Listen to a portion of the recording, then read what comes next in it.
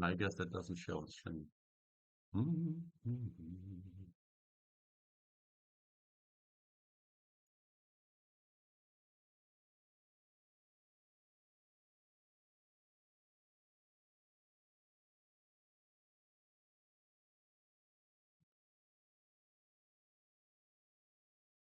Here.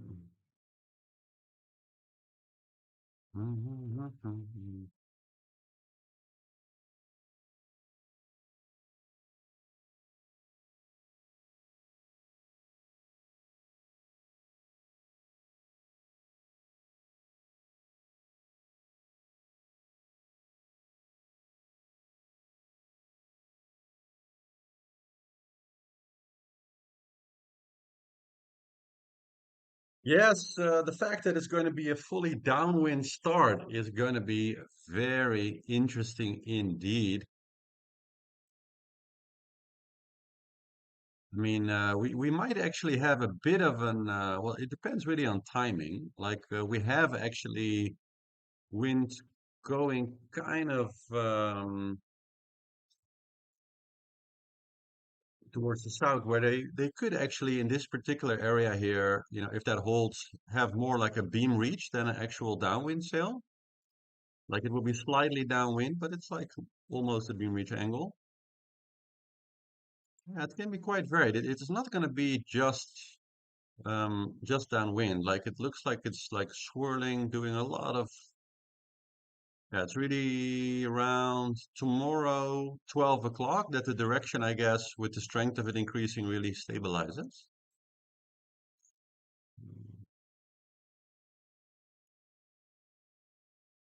Yeah, so the real break still predicted for Tuesday evening. Guess the prediction is a little less strong than it was yesterday now.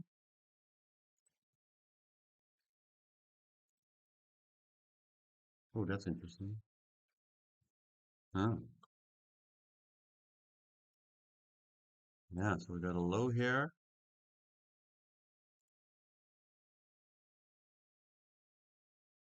Hmm, that looks interesting. Oh, that's very interesting.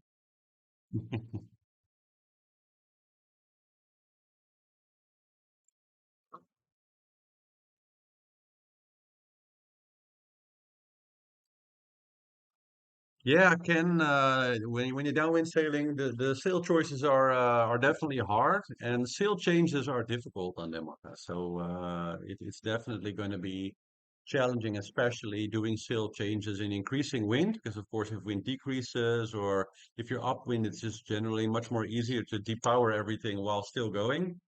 If you're just full on downwind and it keeps increasing, it's really quite challenging to switch the sail.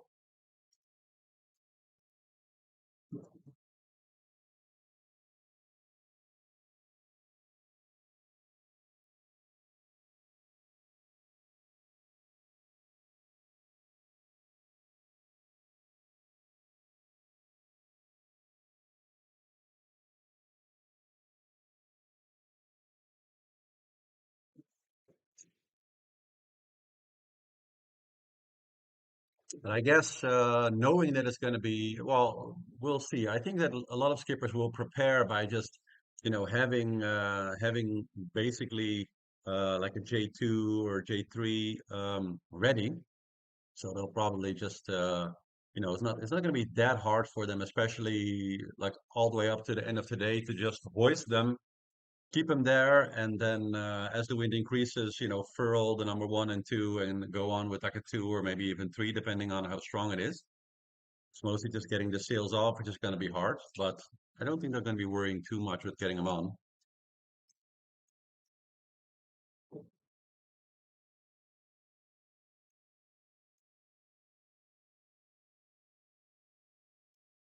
Yeah, about the penalties. Lewis Burton, last time, of course, I think he got a 24-hour penalty. I think, remember, if anybody remembers correctly, let me know in the comments, or maybe it was an hour, but he jumped the starting line in the last Vendee Globe, of course, very epically, like really, by a pretty big amount.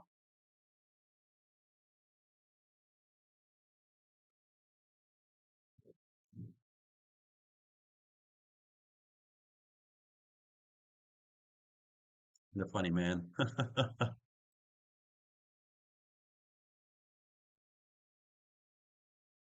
Yeah.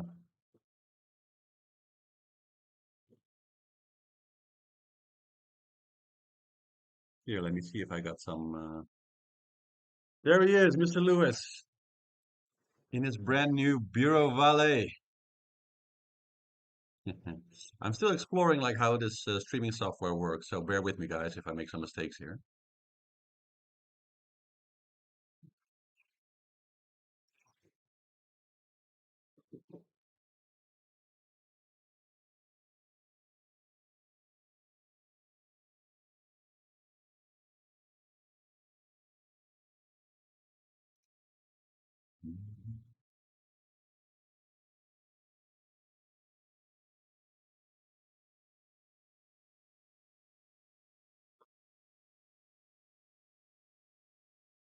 Question: Who here agrees with my statement by yesterday that there might be some underestimation of Jeremy Bijou and the fact that he really is the only skipper in the fleet that has this really cool kind of V-shaped rudder that actually allows him to really get the boat almost completely out of the water.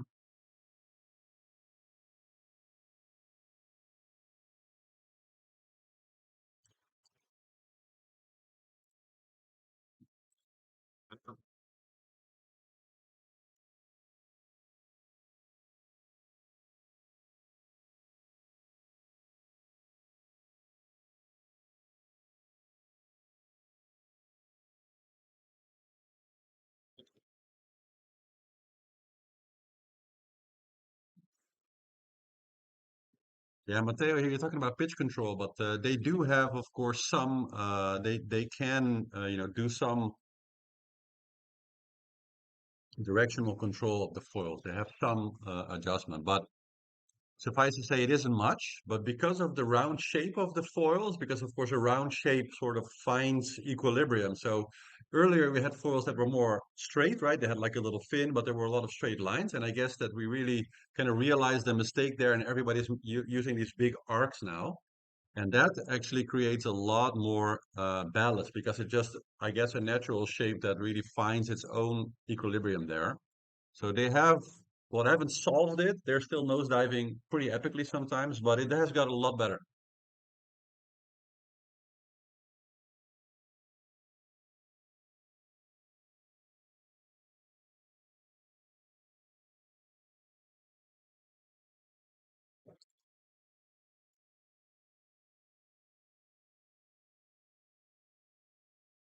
Yeah, the one thing I do, well, I would worry about if I were Jeremy is that his rudder is so strange, and it's of course it's two kind of V-shaped rudders that have a ability when they sort of pressure in, they can actually kind of lift the boat up. But I really wonder what happens if he loses one of them or if he damages one of them, because then you have this very unstable situation. And I shudder to think how he would really control the boat if one of his rudders goes. I'm sure he has a spare on board, but still.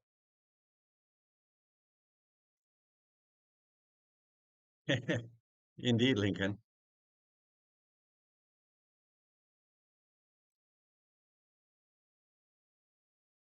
2 minutes and 35 seconds till stream starts. That's what the French say anyway. You never know. We're on French time here, as someone mentioned before.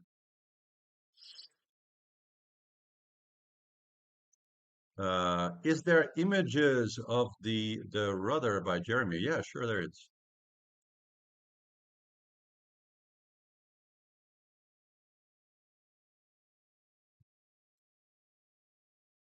Let me find it. I have epic video of it, but it's like it's so high. It's really hard to post it here in the video. Yeah, here I got a great picture of it. I'll show you, right? Yeah. See if I can put this in. Um,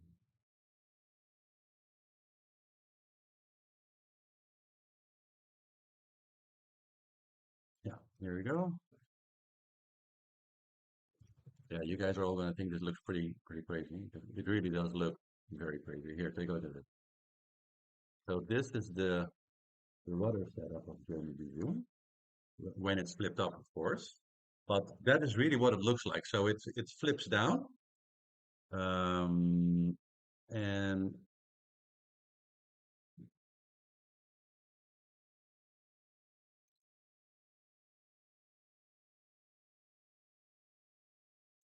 looks crazy, right? So you can see what I mean. It has this very bulky construction, like it's really super heavy. Like I would say, like the attachment point look like 3 times as bulky and heavy as what as anything I've seen on any of the other Emokas. But because it's kind of fitted like that, like very close together, it creates this V. And so when the two rudders sort of go towards each other, it kind of almost breaks the boat a little bit, or like it creates some counter pressure, and that kind of leaves the boat up. And I guess they did something with the autopilot where it maybe sort of closes, opens, that makes some kind of balanced movement to actually get the back of the boat really out of the water. Like it can sometimes fall like really high. Yeah, it's super cool.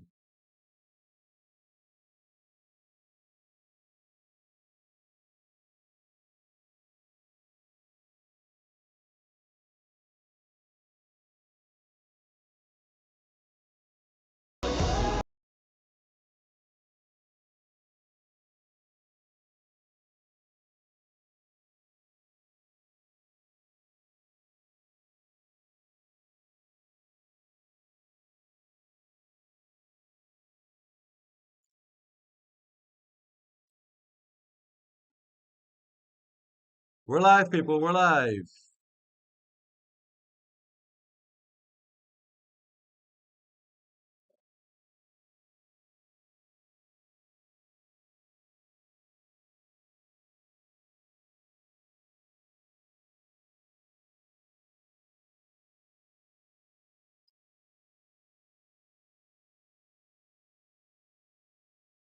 Simple concept, and it's one skipper, one boat, non-stop around the world, and here is the course. 1989, avec un départ et une arrivée au Sables-d'Olonne, sans autre escale possible sur la route. Innovation voulue par l'organisateur, 2 zones de protection de la biodiversité autour des Açores et du Cap-Vert ont été créées, car ce sont des zones identifiées par les scientifiques comme des zones de reproduction et de migration des grands cétacés et d'autres mammifères marins. 45 000 km avec un passage par les 3 caps. Bonne-Espérance en Afrique du Sud, le Win en Australie et le Horn à la pointe de l'Amérique du Sud. Les concurrents font le tour du pôle Sud et de l'Antarctique avec une zone interdite pour éloigner les concurrents des risques de collision avec des icebergs décrochés de la banquise. Le meilleur temps sur ce parcours du Vendée Globe reste celui d'Armel Lecléache en 2016 en 74 jours.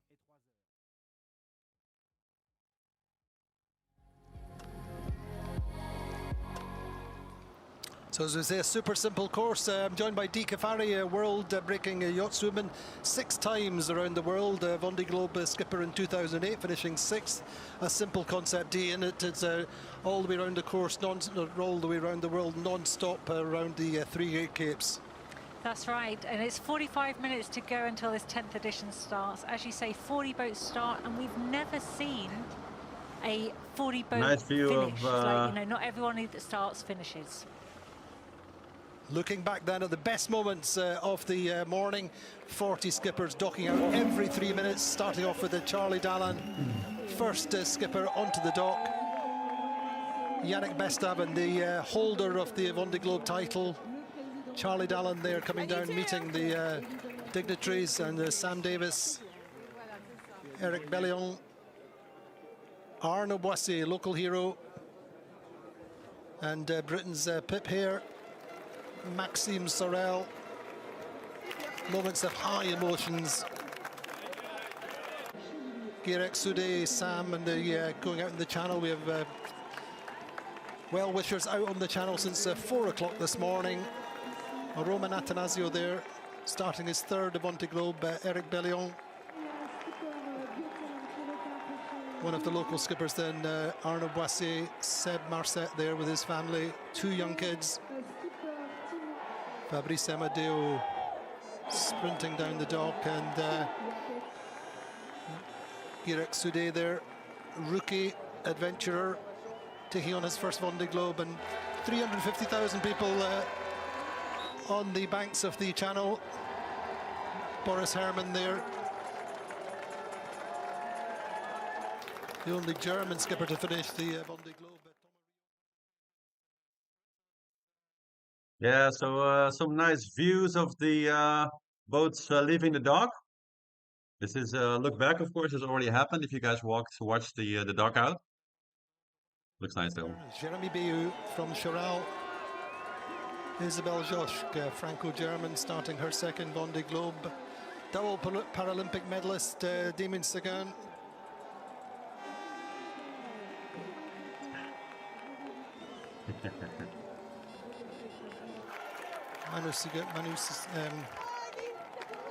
Oh, a little bit of damage here with Tanguy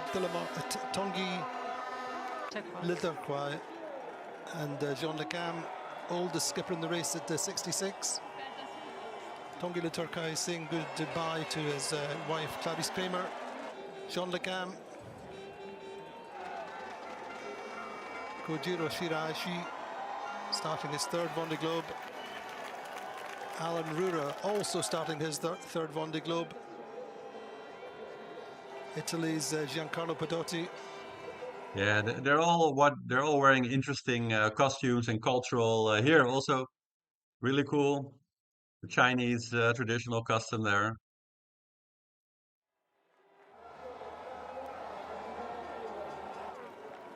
And these crowds, as I say, have been on the sidelines of the channel for since the very early hours of the morning.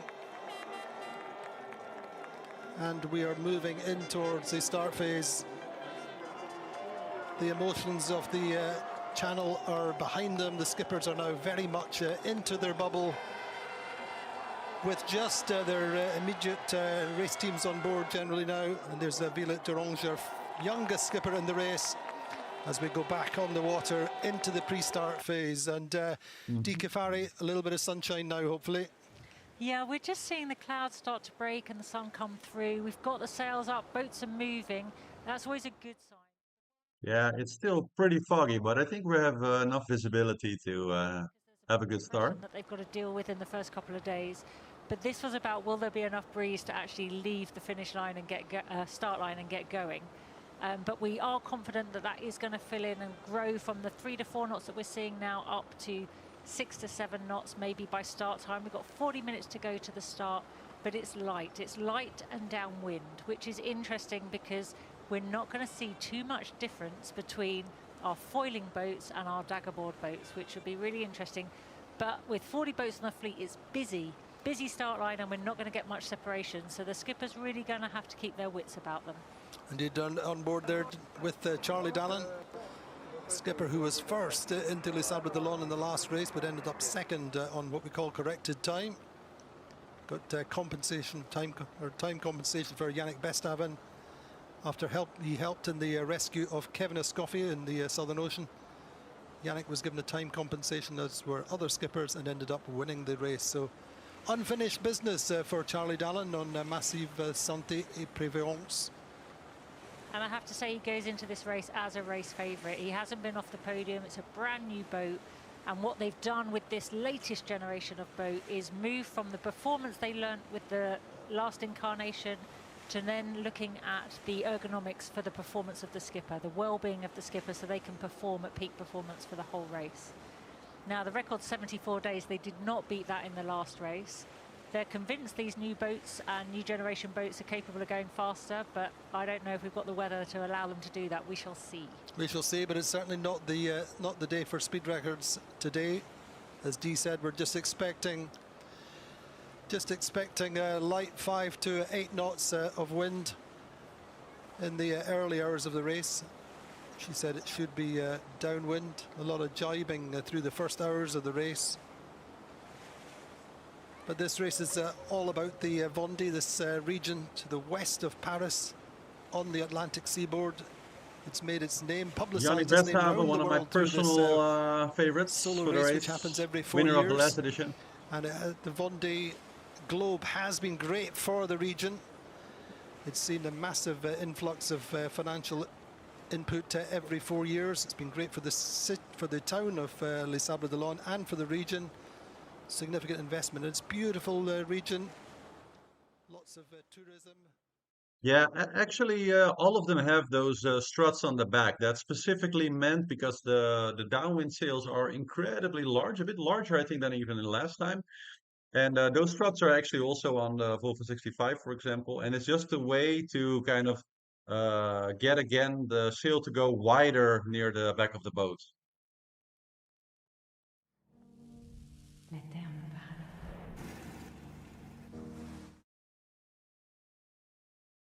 It's quite interesting because they're quite tough to rig, those small sort of outpoles on the back. So I remember during the Volvo, this was one of the favorite pastimes, was to kind of rig and re-rig and then put away and re-rig again these little poles, because there's quite a few like lines involved, and it's a good sort of like practice. And it was the goal of all the crew guys to basically set it up in about like 10 minutes and be able to get rid of it again in about 10 minutes. Quite nice. Je me sens historique.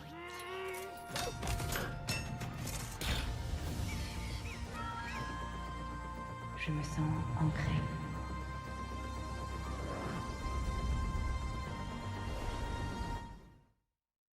By the way, Conrad Coleman's project is really interesting also. Like, he is doing a lot of very innovative things inside his boat with how he, for example, moves his weight from side to side. He made also a really interesting bit with his chair, because they all got these pilot's chairs, right, that I talked about. And he is using Velcro to position it. He's actually done a lot of like clever innovation. I'm thinking actually that in tomorrow's shows we'll do a bit of special on all the different things that Conrad has done in his boat, because he's a non-foiler, so he's going to be more like in the middle to back of the fleet. But actually, he's doing a lot of very interesting, innovative things to his boat. Off the race boat. That's right. So the boats go out with guests on board to enjoy that experience we saw of all the boats going out the channel with all the people cheering and shouting. But now what we're doing is getting those guests off, allowing the sailors and their immediate technical team to discuss last-minute tactics, look at the line, pick the sails that they want, and do those last-minute checks. The last opportunity for a sailor's team to get off the boat is at 5 minutes. And after that, there's a penalty incurred. So they'll all be watching the time and make sure that they don't incur that 4-hour penalty that would... Lewis especially is, of course, scared of getting this penalty again. Very much in race mode now, though, aren't they? That's right, and they're there we have him, cluck, cluck, cluck, Mr. Jean. Weather updates with people that they're working with, making sure everything's working on the boat, but they're thinking now of what lies ahead. They've done their strategy. The teams are getting the sails ready, because what we don't want is the skippers to be doing all the heavy lifting now. They've got enough of that over the next 70 to 100 days. It's really very much in line with the new designs. Somebody that's very practiced in that is Jean Le Cam, and his 6th participation of the race. And he has this brand new boat, a new build, but a you can see even here that the power was like so far out of the water. Last edition of the race, finishing 4th, having been part of the rescue of Kevin Escoffier. That if you keep a boat simple with less variables to go wrong, you can push harder and be more consistent. So it's quite a radical design with David de Razon, and Eric Bellion has got the sister ship to that. So it'd be really interesting to see how they do, especially with these conditions they've got at the start that won't see too much difference between the two fleets. Indeed, and the pressure's on the skippers to perform from the start line, but it's also about staying safe. This time it's not about strong winds and storms, it's about keeping a high level of observation, making sure the sail clean off the start line, preparing a strategy as best as possible, and having a quick look there at Manu Cousin, one of the local skippers based in Les Sables-d'Olonne, still communicating with his well-wishers and his team on board for the moment. Many of the teams have their sponsors with them out on boats, wishing them well, trying to get that experience. But there is then an area pre-start that is only for the sailing boats. That's just to reduce any risk and make sure they've got a clear area to sail in. Because with 40 boats, it's really hard to keep a lookout. They're going to deploy really big sails in front of them, and it's really hard to see under those sails as a solo sailor. So it really is about safety now at the beginning, and that's everyone's first concern. So especially for the boats which are enclosed, working inside, it's not as easy to maintain the lookout. Quick look with Giancarlo Pedotti on Prismian Group, but a quick look. Let's run through the basics of what is an IMOCA, these 60-footers which have been involved with the Vendee Globe for many years now, and it's the weapon of choice, and this is an IMOCA 60. Ce sont les anciens vainqueurs du Vendée Globe qui arrivent le mieux à caractériser ce qu'est devenu cette aventure hors norme. Oui. Une drogue dure, le Vendée Globe. La notoriété du Vendée Globe, cette légende, c'est dû à la course, au parcours. Le parcours est tellement long, les conditions sont tellement imprévisibles, c'est ça qui fait l'essence de cette course-là. Je pense que le Vendée Globe a cette qualité, justement, c'est de ne pas simplement être du sport. Mais tout le monde comprend qu'il y a quelqu'un qui part sur un bateau tout seul, qui va faire le tour du monde. C'est ça qui rend cette course si populaire. On est tout seul à tout faire et quand ça se passe mal, c'est grâce à nous et quand ça se passe bien, c'est à cause de nous. Et ça, il faut être capable de le gérer, de le digérer, de le maîtriser sur les 2, 3, 4 mois de course. C'est réellement devenu une compétition de très haut niveau, mais dont on sait qu'elle sera de temps en temps interrompue ou parsemée par quelques petites ou grandes aventures maritimes, humaines. Et c'est ça qui fait la magie. Des moments d'adrénaline que tu as envie de revivre et alors d'aujourd'hui, je ne connais pas autre chose que le Vendée Globe qui puisse me redonner tout ça. Donc c'est essentiellement pour vivre ces moments. Yes, I have seen Sam Davis' new seat. It's actually I devote a few minutes to it in our first episode where we look at all the various boats. And she has this like super cool molded carbon, fully molded to her body shaped chair. It looks really, really high tech. It's like a spaceship type of technology. Could this be the edition where we could change that? Can we change and break the French stronghold on the Vendee Globe? I think we'd stand a chance of making it happen this edition. I do. I think certainly Sam Goodchild, Sam Davis, Boris Herrmann, all in the frame, certainly for the podium. But you really never know in this race. Expect the unexpected. Could this be the year for an international winner? Well, we've got the most international fleet. Here's another look for you guys I found of the rudder of Beiju. So we can like zoom in a little bit. So you can see here like how it's configured. So interesting. So you can see those cross lines and it has this like it has a lot of struts and supports, but it really goes down to one place. And so yeah, if anything happens to one side, I'd be very curious to see how he rebalances that. What do you guys think? Just looking at the sail choices at the moment, D. Some teams or some skippers have got the big head sails out. Others just electing to just keep it gentle for the moment. Yeah, and it's about managing how much energy expenditure and effort they're putting in at this early stage. We're still 30 minutes from the start. And we want to look to see that we've got the right sail, check the trim so that we can get back to the same trim, actually see that we've got enough wind to move. But it's the teams that are deploying and furling and the skippers probably just, watching it all happen and making sure that all the sheets are run right. We're not going to have any tangles. Because in that last 5 minutes where you're the skipper alone. Yeah, it's cool. I can show you guys again. It's like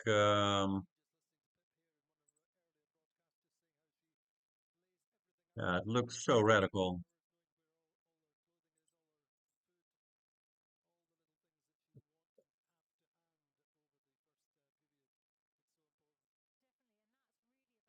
Huh?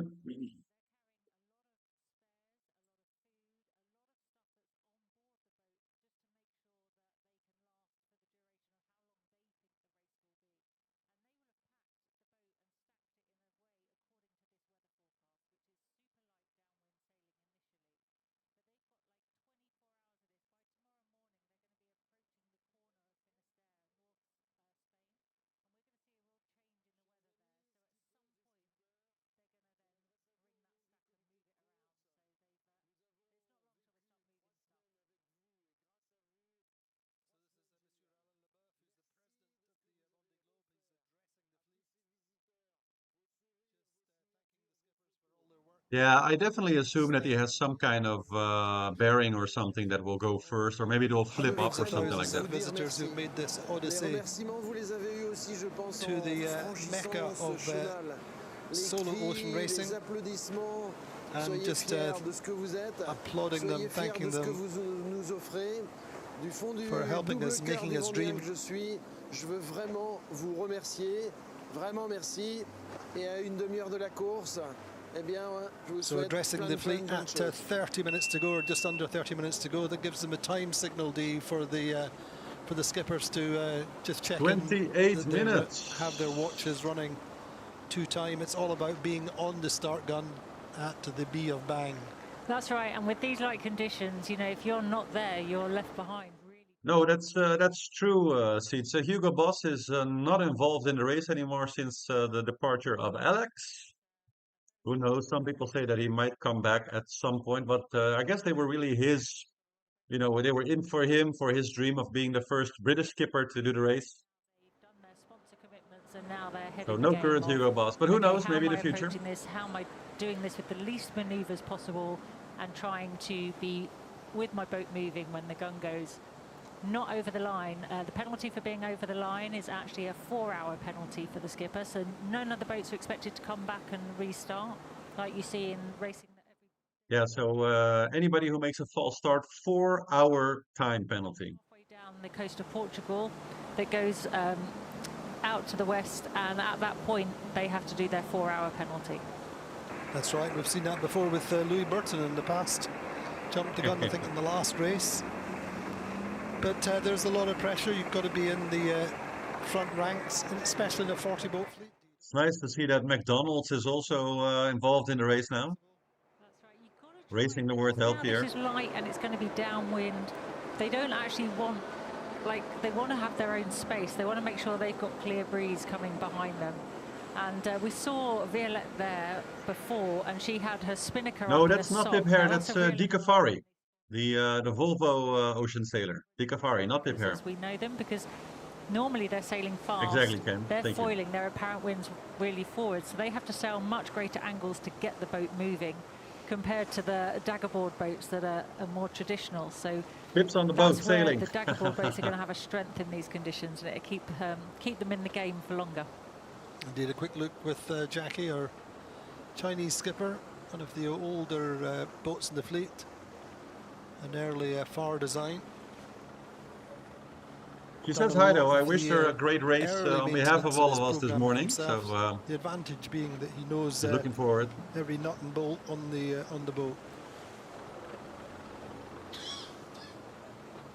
You can see there with the boats all being really close together, it's quite hard to get apart. At the moment they've still got engines on, that's fine. Now these boats will seal their engines before they go, and they have to take a photo of the seal and give it to the race direction as proof. And if that seal breaks at any time for any reason, very, they have to occupied. take a picture and say why. Pip was actually one of the first boats out. I think they were maybe the second or third boat to go out today. So they've been on the water basically the whole day. Of course, she's not really sailing herself. They all have a team on board. And so until about like a few minutes before the start, they have a team kind of making the boat ready, getting everything done, setting everything up. And then it's only really in the last, just before the start, that the team goes off board and goes home in the rib. And then the captains take over. So she's on board, but they're not actually sailing yet. She's probably just relaxing, getting into the mental space, getting ready.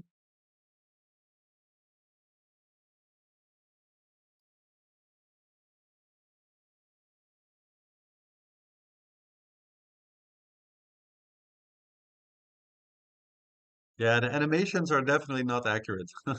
There are a lot of small details that are not correct. It's basically one shape that they put all the different branding on it. Progression, shall we say? Bit of a chain reaction, yes. The hospitality was not enjoyed so much. Anyway, there's Biotherm, skipper you know quite well, do you? Yes, Paul Mayer, I think he's had a bit of a rocky road towards the Vendee Globe of this edition, but he'll be looking to get back on the ocean where he's happy. Indeed. That's actually Jack Boutelle on board with Samantha Davis. Jack Boutelle's been doing some double-handed sailing with Sam and helping her prepare for this race, and I think he's probably a skipper we're going to see in the future line up on What do you guys think of Sam Davis? I'm very curious because her boat is very, very cutting edge. It has a lot of high volume, flat upper deck, the bow, everything. She could be very fast. I wonder, what do you all think? Let me know in the comments. Dagger boards, Eric Bellion, second Vendee Globe for him.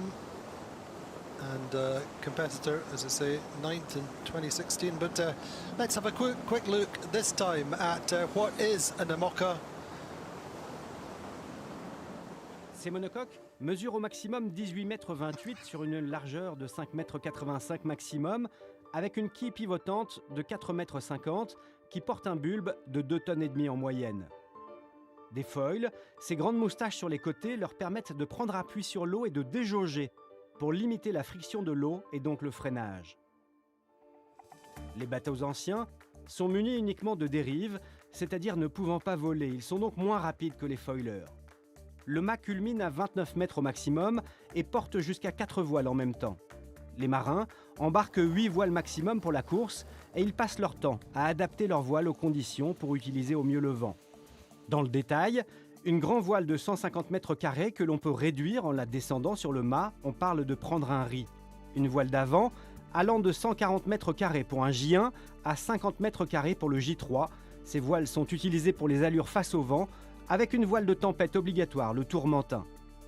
Pour les allures de vent arrière, jusqu'à 300 mètres carrés pour la plus grande voile, un grand Jennaker, et 375 mètres carrés pour un spi. En vitesse de pointe, les bateaux peuvent atteindre les 40 nœuds, soit plus de 70 km/h.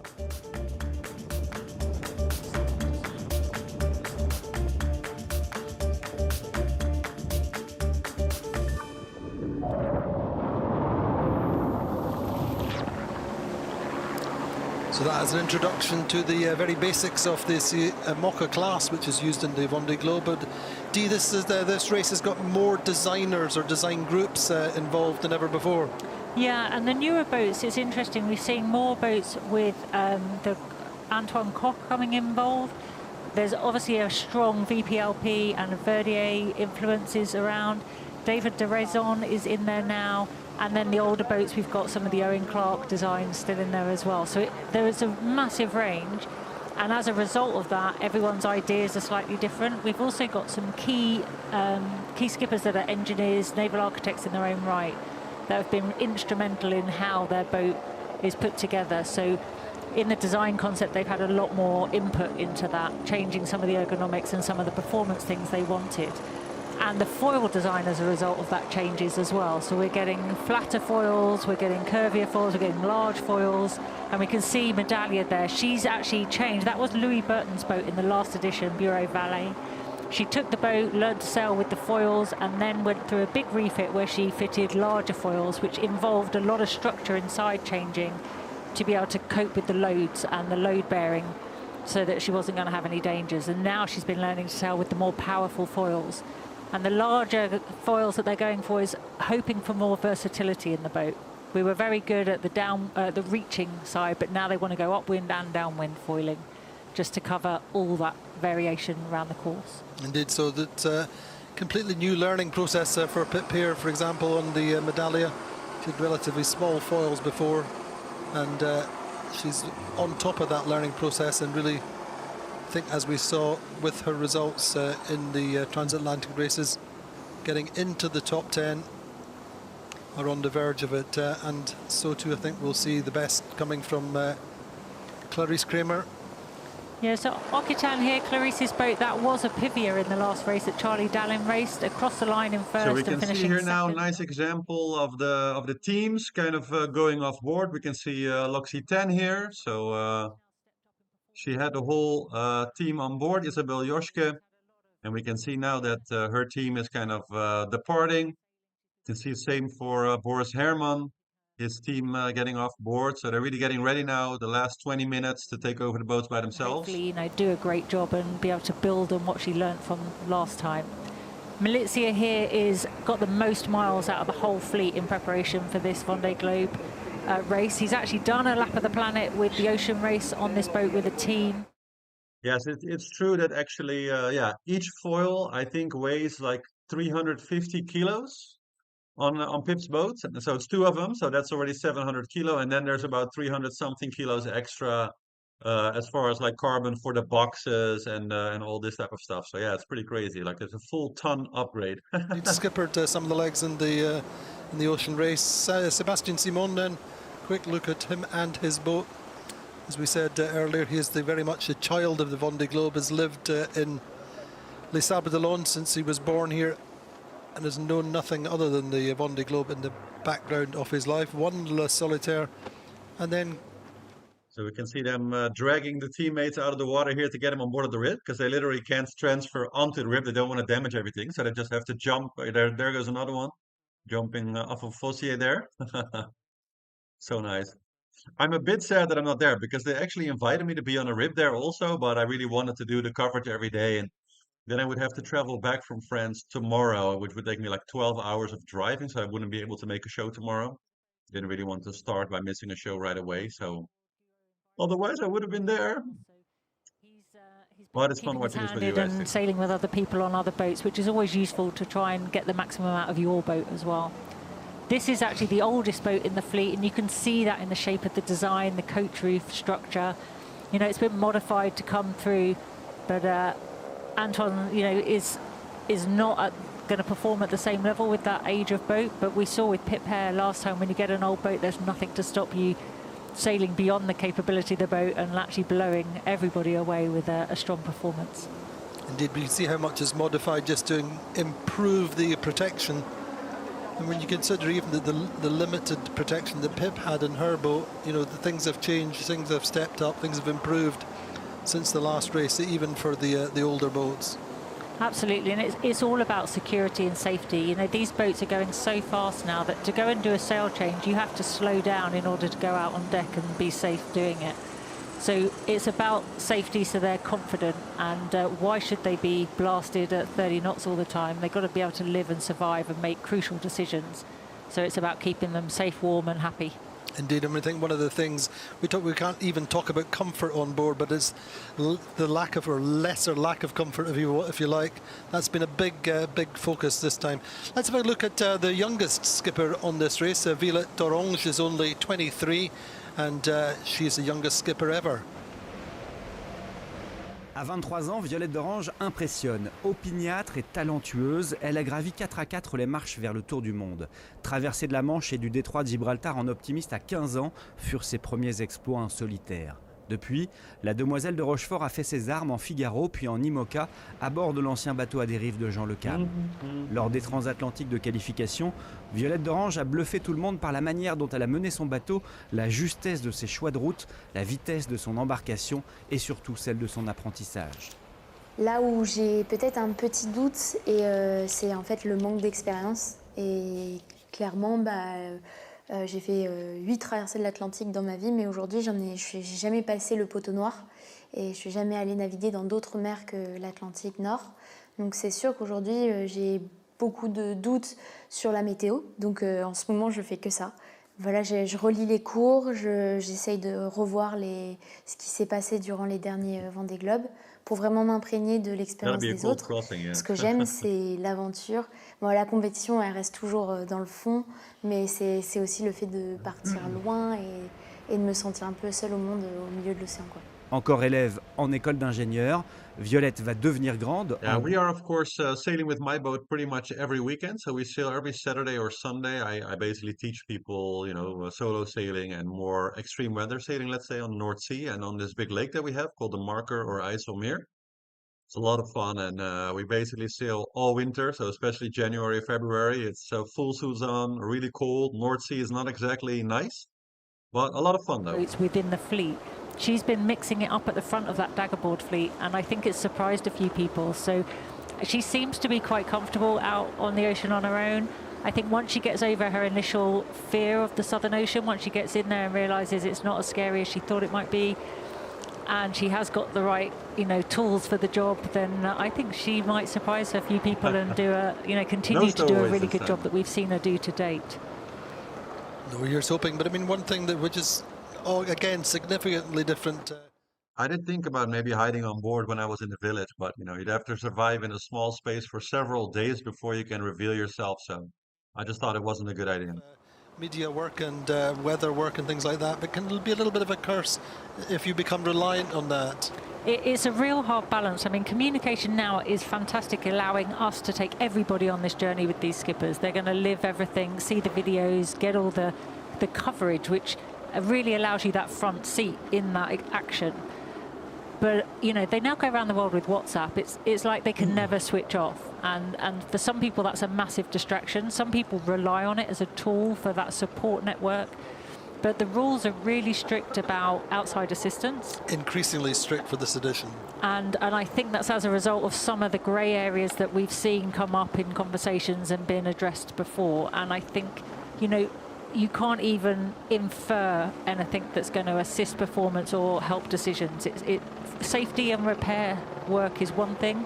Anything else is totally different, even down to how their mental well-being is. You know, it's seen as a psychological advantage. So communications have to be really careful with the outside world, and they will have strict instructions within their team to manage that. But it will be interesting to see how that evolves in terms of, can we call it sociability, if you like? You know, it's about maintaining links with their some of them want to maintain links with their networks of friends at home. I know that Boris Herman in particular. That's, by the way, very interesting. That indeed, I haven't mentioned that yet, but they sharpened the rules a bit as far as the vocal assistance, so the communications assistance, really limiting it to technical help for damage and things like that. But indeed, no more psychological help. And they have to be really careful not to assist with any like performance ideas or things like that. It's quite interesting, right? And Walter's asking if I use any racing software. I have a partnership now with Orca, the Orca Pilot, which is a Norwegian-Spanish company that makes their own plotter. I did a full review on it on the channel. You can look it up. And it's amazing. Like I have it really optimized for my boat now, so I got great polar numbers and performance stats. Like the amount of stats in there is crazy, and it's a lot of fun with the team. You know, really pushing my boat hard, always getting 100% out of it. Works amazingly well. Sending him love and support for this, which is really cool. I mean, obviously, Ika, as an IMOCA skipper, has done the Barcelona World Race and then has done the Ocean Race, but in the previous generation of boats, not IMOCAs, but knows a few things about going around the world and performing. Was his co-skipper in the Transat Jacques Vabre last year, the double-handed race across the Atlantic. Well, we'll see another jump off board here. 3, 2, 1. Oh no, they're going back. Paprec Akea, definitely one of my favorites here. Jan Rochon. Boat is beautiful, and as far as cockpits go, man, I mean, his setup is absolutely fantastic. But he's won two IMOCA Transatlantics already since he joined the fleet. And what's remarkable with Johan Richon is he literally won the race out of the packet. Like, he came out of the yard and went straight into the race and won a race. His first IMOCA solo race. So rookie in the loosest sense of the word. You know, he's 2 wins in the Solitaire, 2 wins in the Figaro on the Route de Rome, and now he's taking on IMOCA. And the last edition of the Ocean Race, he actually did the weather routing in quite a lot of detail. That's 10 minutes to go to the start. So he's lived the race through a computer screen with strategy, tactics and weather.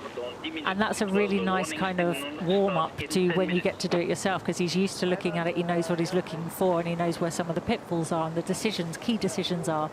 And we haven't seen him show a weakness on the boat sailing. So the question is, he wins a transatlantic race, has he got the ability to maintain that for the 70, 80 days that's required to go all the way around the world?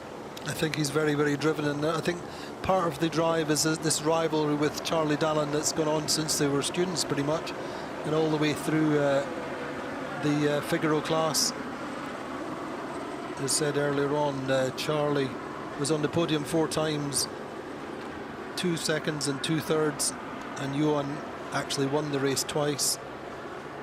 So that rival, they're both naval architects, boats from different designers, and both immaculate preparators, if you like, for their boats, prepare the boats immaculately and down to the fine detail. We saw that with the Johan winning the Route de Rome in Class 40 twice with brand new boats which he'd fine-tuned.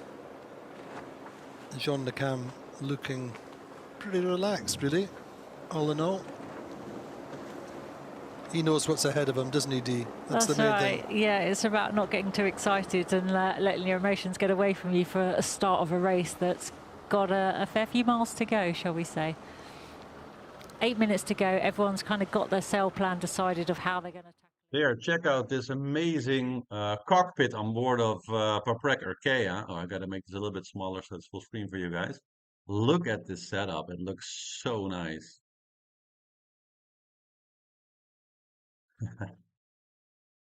Like so comfortable, like big windows up front, great visibility, super much protection. Like it's really one of the nice, like pretty much a lot of skippers were very envious of his setup, and I can understand why. Yeah, we haven't seen a lot of performance from Yannick, but actually we saw in the last edition of the race, he likes to be under the radar a little bit, just, you know, will do his thing and surprise everybody. But we'll see how this generation boat for him works out. But I always think that, you know, because we talk about... Here's another picture where you can kind of see his seating setup. So he has this chair also on a kind of a spring, so he can kind of absorb the shocks. I mean, look at this. I really think that this is going to be a major performance benefit also in the long term, to be very comfortable, well seated, have good visibility on everything. It's going to make a big difference. Into the finish, and that really was the passport to his victory, as indeed it was for Louis Burton, who came second across the finish line and finished third. So Pip here just preparing to say goodbye, farewell to her shore team. You can see there on the handles, that's Ollie Bond there, one of her team members, actually doing the grinding for Pip, so she hasn't got to do any excess energy before he then jumps off. Oh yeah, here we got Pip, team still on board. The water, because what they'll do is they'll just jump into the water and then be picked up by the support boat afterwards to stop the rib having to come alongside and disturb the flow of the boat moving. So they have 1 minute, just over 1 minute left to have any member of their team on board. They need to be off 6 at 5 minutes minutes to the start, guys and ladies. And it's a very careful countdown for some teams. So just a quick reminder, 1 minute until they have to be solo. I don't know the exact size of the start line, but I mean, I think it's sized to accommodate the fleet, so it'll be pretty large for all the boats to move through. I mean, it's at least 40 moccas wide, let's put it that way. And her job now is just literally trying to keep that boat moving towards the line, because if it stops, it's going to be really hard to get it going again for us. So she's just got to keep it going, but not overstep that line. 25 seconds to go, and Preparator jumps off Villa d'Orange's boat. So this is the moment, D, isn't it, when you're suddenly alone after 2, 3, 4 years of preparation. You know, all the work that's gone into the program. Wow, look at that aerial view. You know, all the stress. That's the most moccas we've seen together, I guess, ever. Suddenly you're on your own, you're racing. Technically they're racing now. That's right. This is all about now for the start line. We're coming less than 5 minutes. Going for the start line, and it's like, oh, I'm doing a race start, and then suddenly it dawns on you like, oh no, this is the race, the one that they've been building up to, the one that they've been acquiring miles and points from doing all the others, and the experience to. I'm actually going around the world now, and I think once they cross the start line, they'll be like, okay, this is really happening. It's going to be interesting to see who pushes it on the gun. We've got the Figaro racers, the likes of Jeremy Bayou. Okay, Wolves, it's been 4 years, 4 more minutes. It's in their DNA so cool to watch this all with you again. Others perhaps be a little bit more conservative. Alan Ruro's got an interesting strategy there at 4 minutes to go. So just saying the boat, officially the boats are on course now. So they're under the racing rules. You can see, you know, with 40 boats, you need a decent-sized line, but they've actually done a really generous line there, giving everyone plenty of room. You can see how busy it is out there, how busy all the race ribs are the ones. Yeah, you can bet that everybody's going to be really careful. Like with very low conditions, I guess if you hit somebody slowly, the damage is not that bad. But you can bet that everybody's going to be really careful on this start here, making sure that they just get away from the line good. It's going to be so tricky to have that balance between trying to get in front, trying to have a good start, but absolutely making sure that you have no damage or a penalty. Which should guarantee them some protection from spectator boats. But the huge tension, isn't there, just at coming into 2.5 minutes to go? It is, and the hardest thing is, like, whatever you do, just keep the boat moving, even if you are coming close to the line now. Foil rake is powered, yes, but most of it is also hydraulics, right? So they just load the hydraulics and then use that power that's kind of stored in the hydraulics when they need it. It's got no drive at all. Just for clarification, in previous editions, you will have seen a dégagement mark, a turning mark, before everybody is free to then sail around the world via the capes. There is no mark this year. It's cross the line and they go. So we won't have any kind of bottleneck for any of the boats. To Lou Burton, well forward in the fleet there, Bureau Valley, said he was penalised in the last edition for being over the line. Arnaud Boissier then, La Micheline, Boris Herman there foreground, beside the two vulnerable boats, Thomas Rion and Sam Duchel starting alongside each other. Less than 2 minutes to go to the start of the 10th edition of the Vendee Globe. Likes and shares are always important. Always that kudos for being first across the line, of course. It's reported around the world who was first across the line in the Vendee Globe. Cool.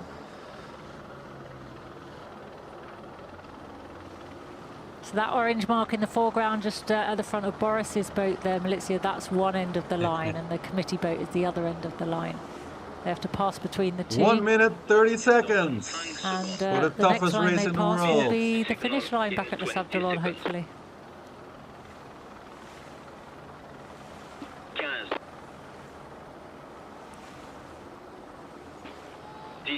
So the fleet quite well spread out down the line. Call your bookies and place your bets, people. A little bit of congestion there by Guyot Environment and V&B Montana, Maxwell Soren.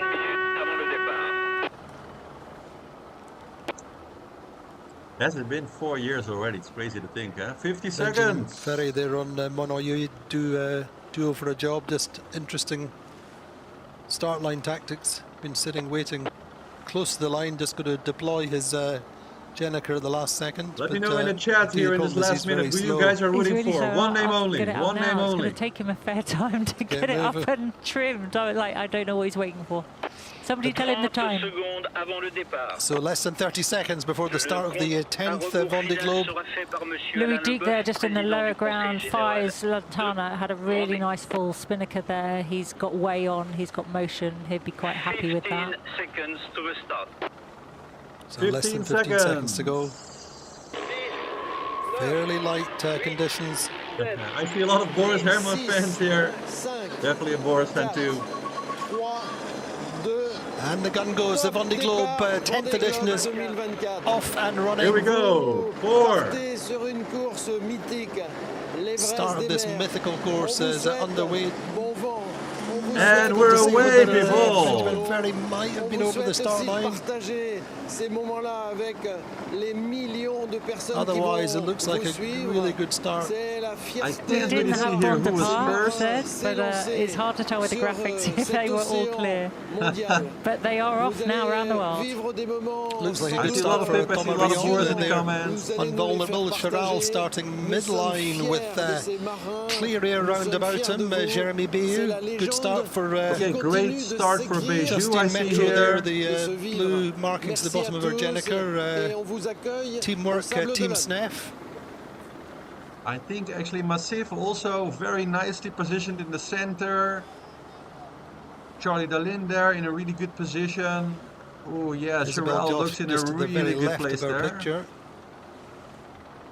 So hard to see because we're still quite Yannick far Bestaven away. with the red markings on his A big giant cockerel from Yeah, it looks like there Métricot. might have been a few over early, but Just I a guess they'll windward tell of us. Charal. We see Métricot Oh, here there we go, also, bon Yannick in départ, a we're good happy. position. Phew, I can breathe a sigh of relief. And so indeed can Benjamin Ferry. No penalties, everybody Who really good. was pushing it Nice. on the line, wasn't going quick, but he Yannick was Bestave here, probably, in you'd a have to good say, first position. over the line, but we're off and running, Dika Ferry. Yeah, and you can see everyone was piled up down this pin end because you can see how Boris and Sam Goodchild and Thomas Ruon have like cleared the line, and now look the at them, aim is they're to go south crawling because actually through what we've here. got is really light You can winds actually in see the one north. of They the want to white head janitors south, so it's almost flapping, downwind. so the winds must be They're really going to low. look Yeah, for the subtle you can see a shifts. few sails kind of collapsing. Any manoeuvre is going to cost There them. really isn't So they much just wind got to at keep all, the guys. boat rumbling.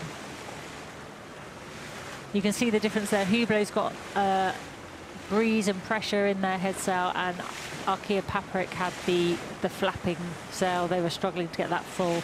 You'll see a very different heading for the daggerboard boats to the foiling boats because of the different sails. Alan Rora, of course, also has a nice advantage there because he's one of the few boats that can completely retract his foil, so no interference there, no drag at all. Going.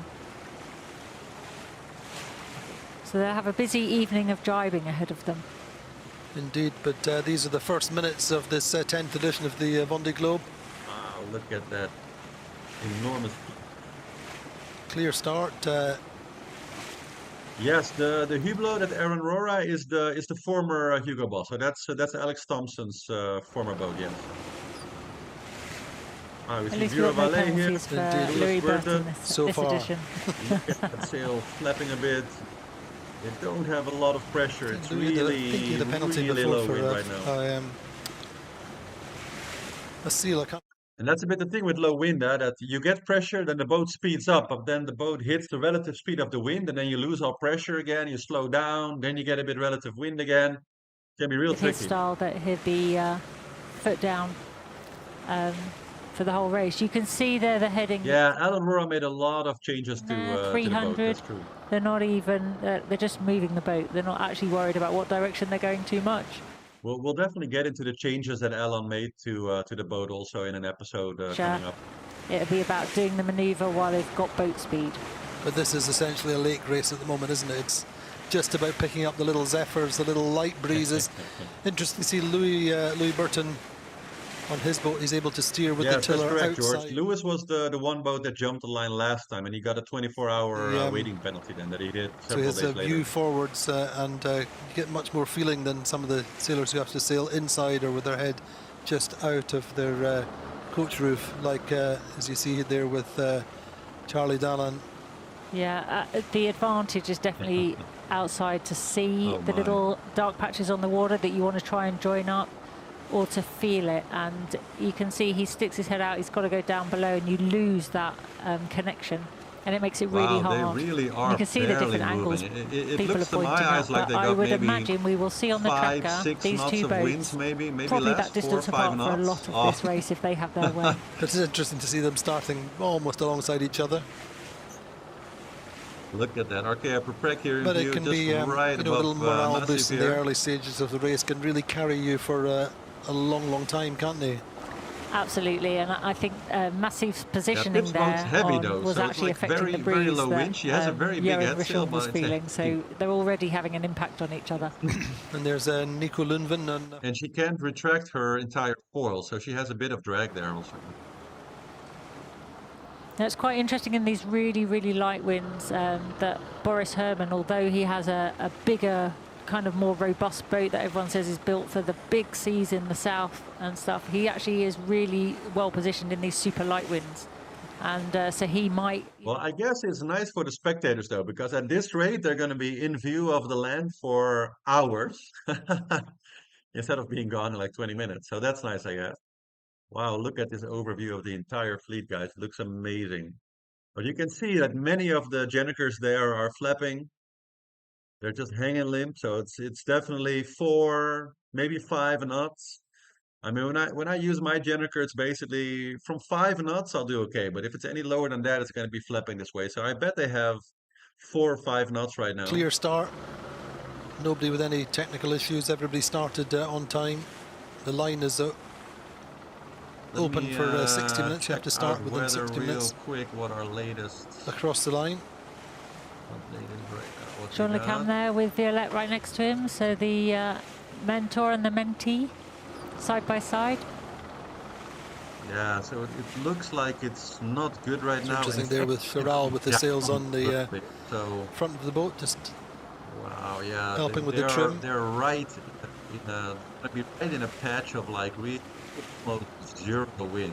But you say just in terms of the connection with the breeze, it's tough for Jeremy Bayou being inside. Knots throughout the evening. Yeah, the benefits they get from the Southern Ocean protection and security is really hard to deal with when you're in these conditions. And the older generation boats where they've got a little bit more exposure and can get a feel for any of the zephyrs of breeze coming or the patches on the water that they're looking at, almost find it a little bit easier. Good for the non-foilers though, they must be loving this. Freelance.com started his first Vendee Globe, as indeed here Oliver here, the Swiss-German skipper. Yeah, both boats he's heavier boats. Nice big light wind Jenniker. Yeah, that looks nice actually. Beautiful light Jenniker there. He'd be pleased to have that sail in his wardrobe, pulling him along now. Indeed. Skinny boat, light boat, daggerboard boat. He's got movement and he's finding it a little easier than some of the stickier, wider foilers. Two Swiss boats side by side alongside Justine Metro.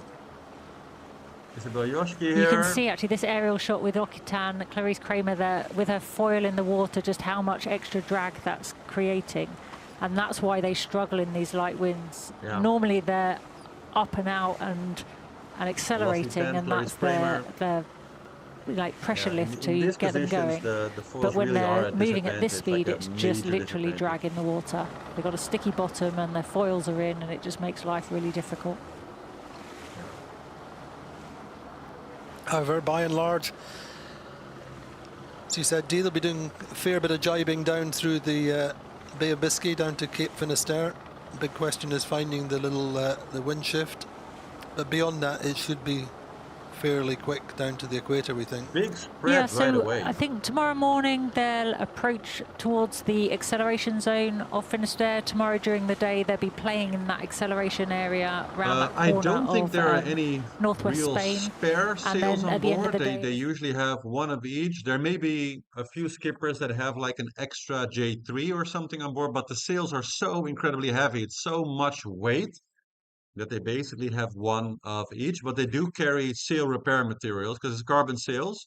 So they do have glue and, extra patches so they can repair tears and things like that. That's at Cape Finisterre in that acceleration zone, which will be the first bit of breeze they'll experience on this race. So that's the traffic separation zone. It's an area which is reserved for shipping traffic going out around the northwest corner of Spain. So very light winds, but intense competition in these early minutes of this Vendee Globe. So the skippers have to be prepared for any eventuality. They all go through a very strict training, medical training. They have to be able to look after themselves, both in terms of simple health, but also first aid. And then let's have a quick look at that medical training. Wow, look at Benjamin still flapping there. Obligatoire pour tous les marins avant la course.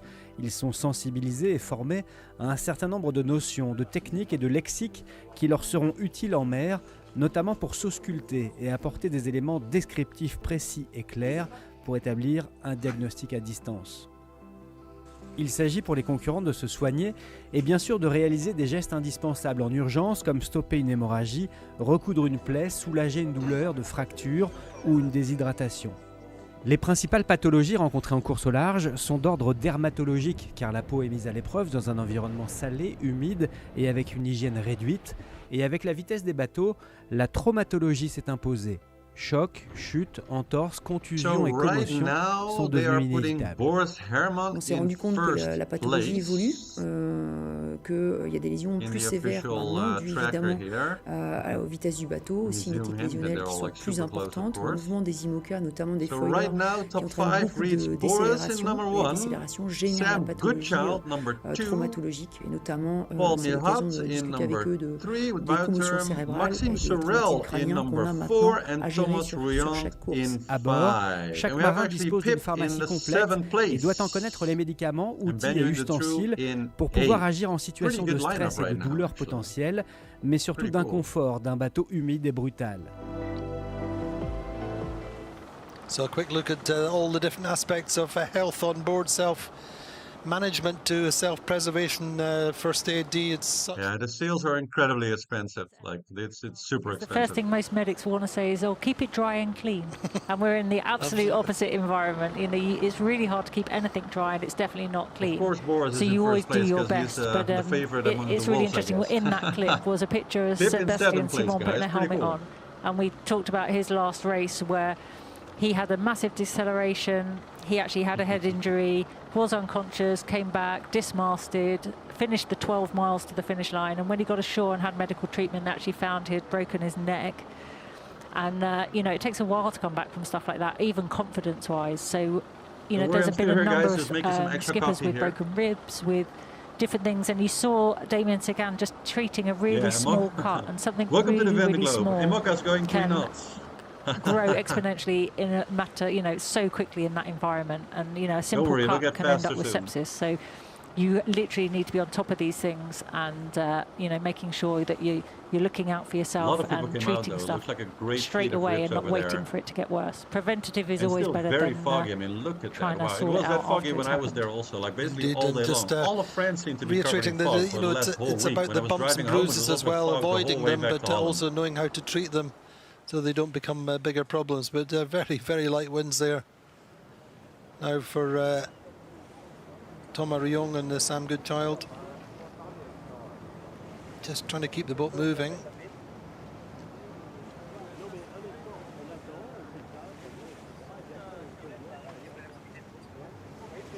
And it's interesting, you can see different people have got different pressure in their sails and are moving and slowing down.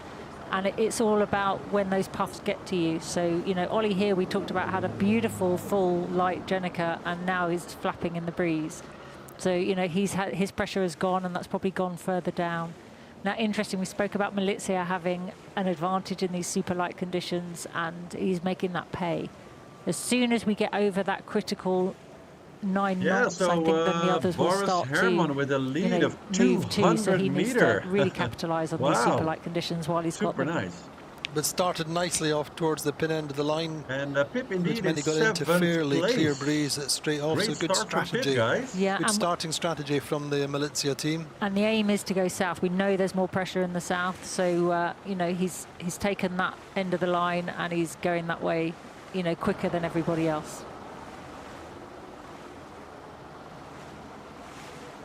Quick look at Sam Goodchild then. That is super cool. Made a solid start to his race so far. Maxime Sorel in 4th place, also one of my favorites. Previously, no surprise, Thomas Rion finished in 2nd, Paul last race. in 3, unexpected but super cool. Justine Mitro in the 5th place. Yeah, is that, did you say Sam Goodchild? Yeah. Here now, I think, you know, his reason for being so close to that podium is his confidence and all the sailing he's done to date. He would have wanted this opportunity a lot earlier. You know, he was craving this for years, but I think actually it's all happened for a reason, and the experience he's gained to get him to this point has now given him a really competitive opportunity. That's interesting. Pip here clearly made quite a decent start in 5th place, and I think that no matter what happens over the next day or so, I think she'll be very, very happy with that. She was very, very nervous about the start and about these first hours. And clearly, if you get out in the leading group, then you've got less chance of getting involved with other boats.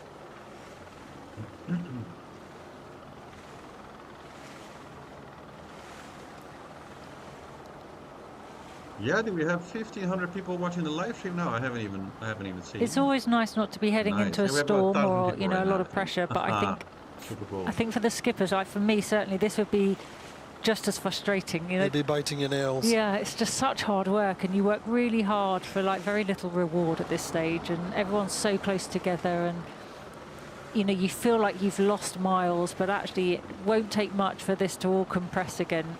There isn't that much gained, but you know, just psychologically, with everyone watching, with the cameras, with the spectators and your sponsors, you want to be doing a good job. That was going to be my question, really, was how much are you thinking about the outside world watching you, and how much are you just in your bubble? Well, you're in your bubble, but I think you are very conscious of the impression you leave. And you want to kind of, your team have worked really hard, you want to make them proud and make it worthwhile.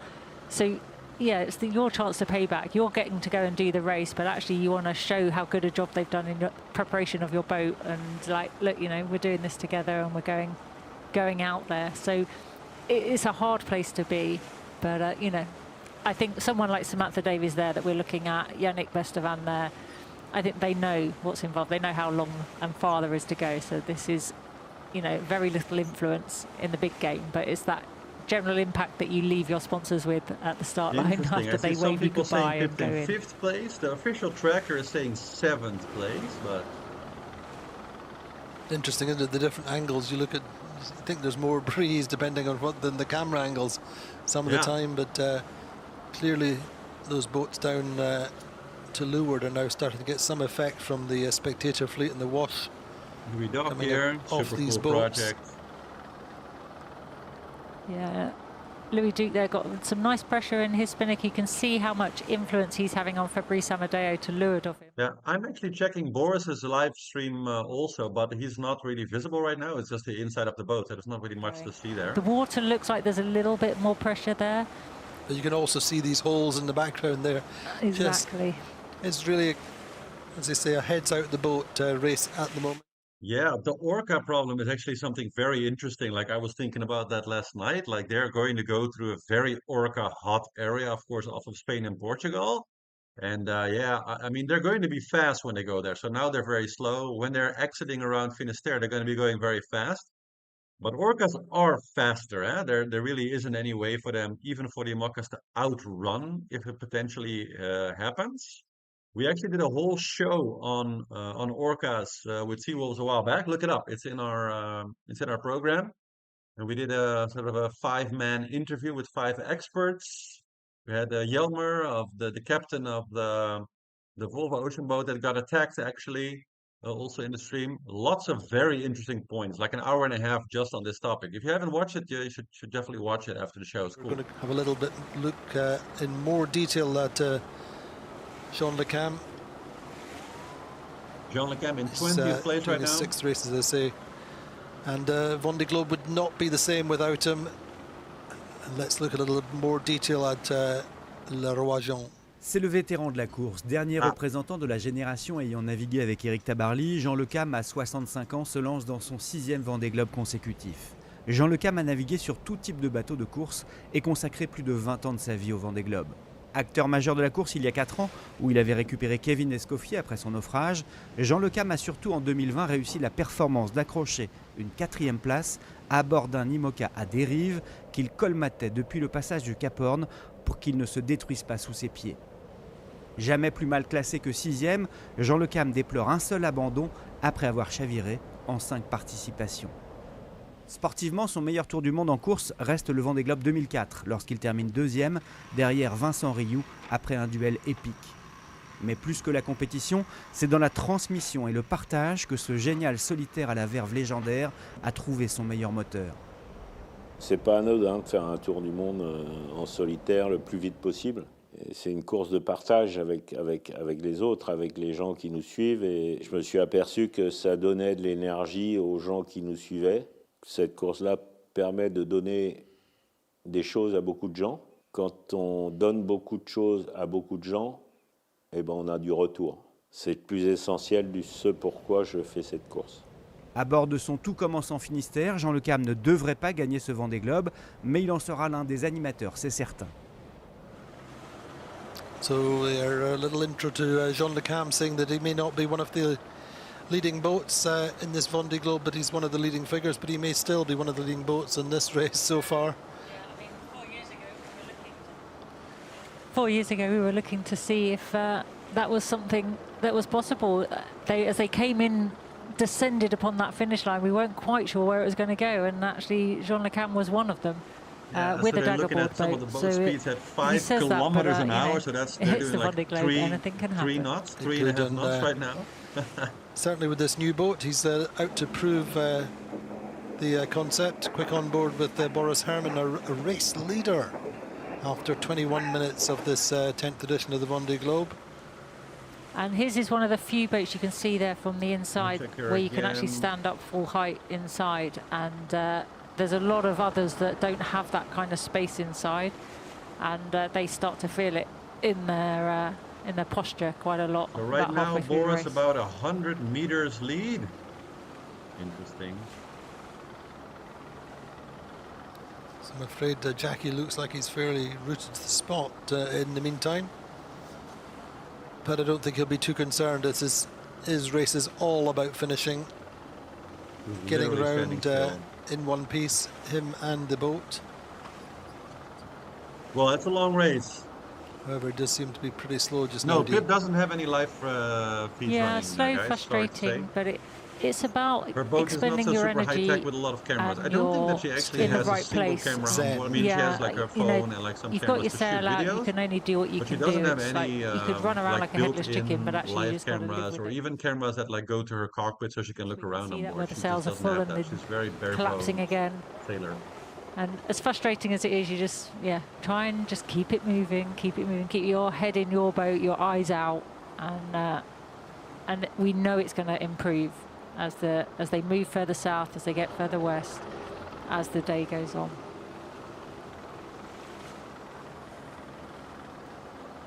So there's a question in the chat about Jinkun Zhu, how he operates the winches. So he has a coffee grinder in his cockpit, and it has a special attachment point that attaches to the part of his arm. So it's molded and it like fits in, and he can both push and pull it.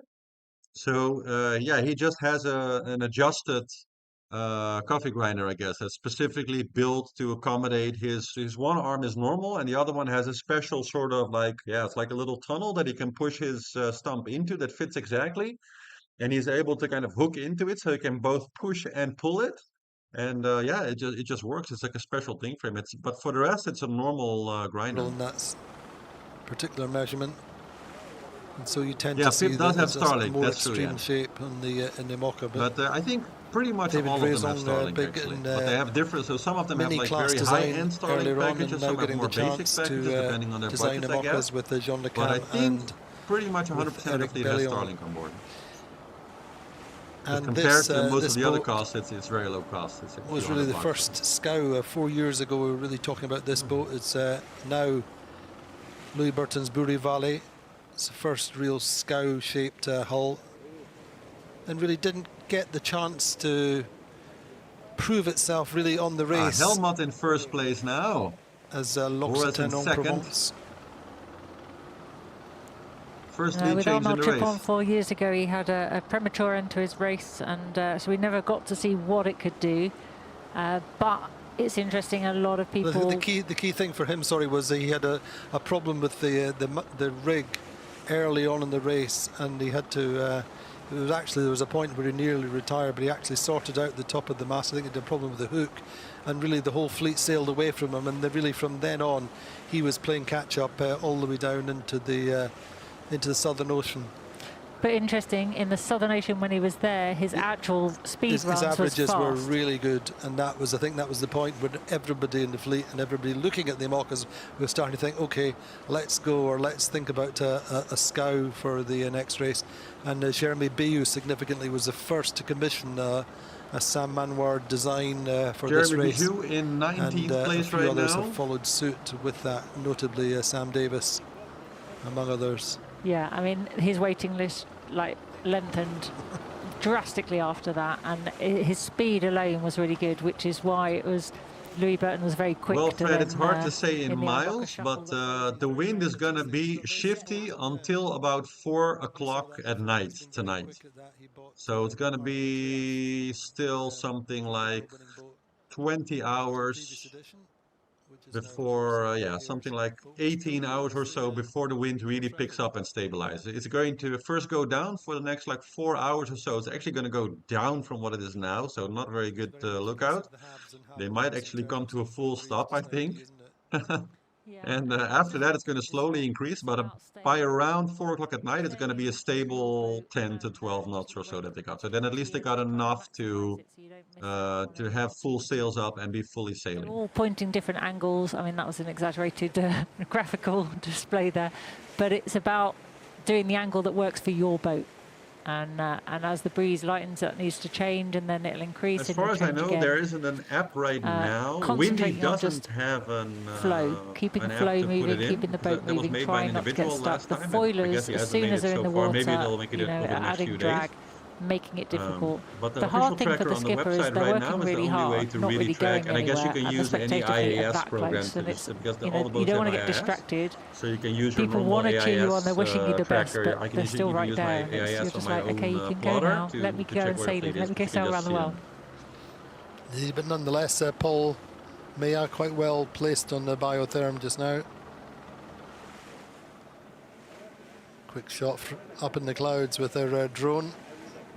There's something up with Conrad? I don't know. But to say Paul Meillat going well, lying second just now as we come many of the boats are in different directions right now because the wind is really all over the place and it's shifty, it's turning.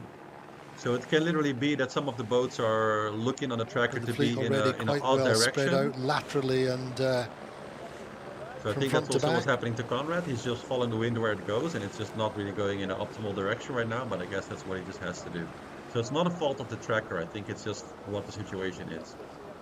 Yeah, look at these sails, they're completely just hanging in the wind, not doing anything. Spinnaker sock all the way up, just losing the top 10% of the sail, but must be a little bit frustrating just being on board. I mean, having low wind is one thing, but having no wind at all can be sailor who's can be quite frustrating. The Vendee's unfinished business for him. He was one of the first to return on the last race with a problem with the sheave at the top of his mast. Which no, Captain Ron, it's not even really enough. I mean, they're doing 2, 3 knots. Back in and many make of them are actually repair at the very top of the rig. Still right now. Quick on board with the Benjamin Dutroux.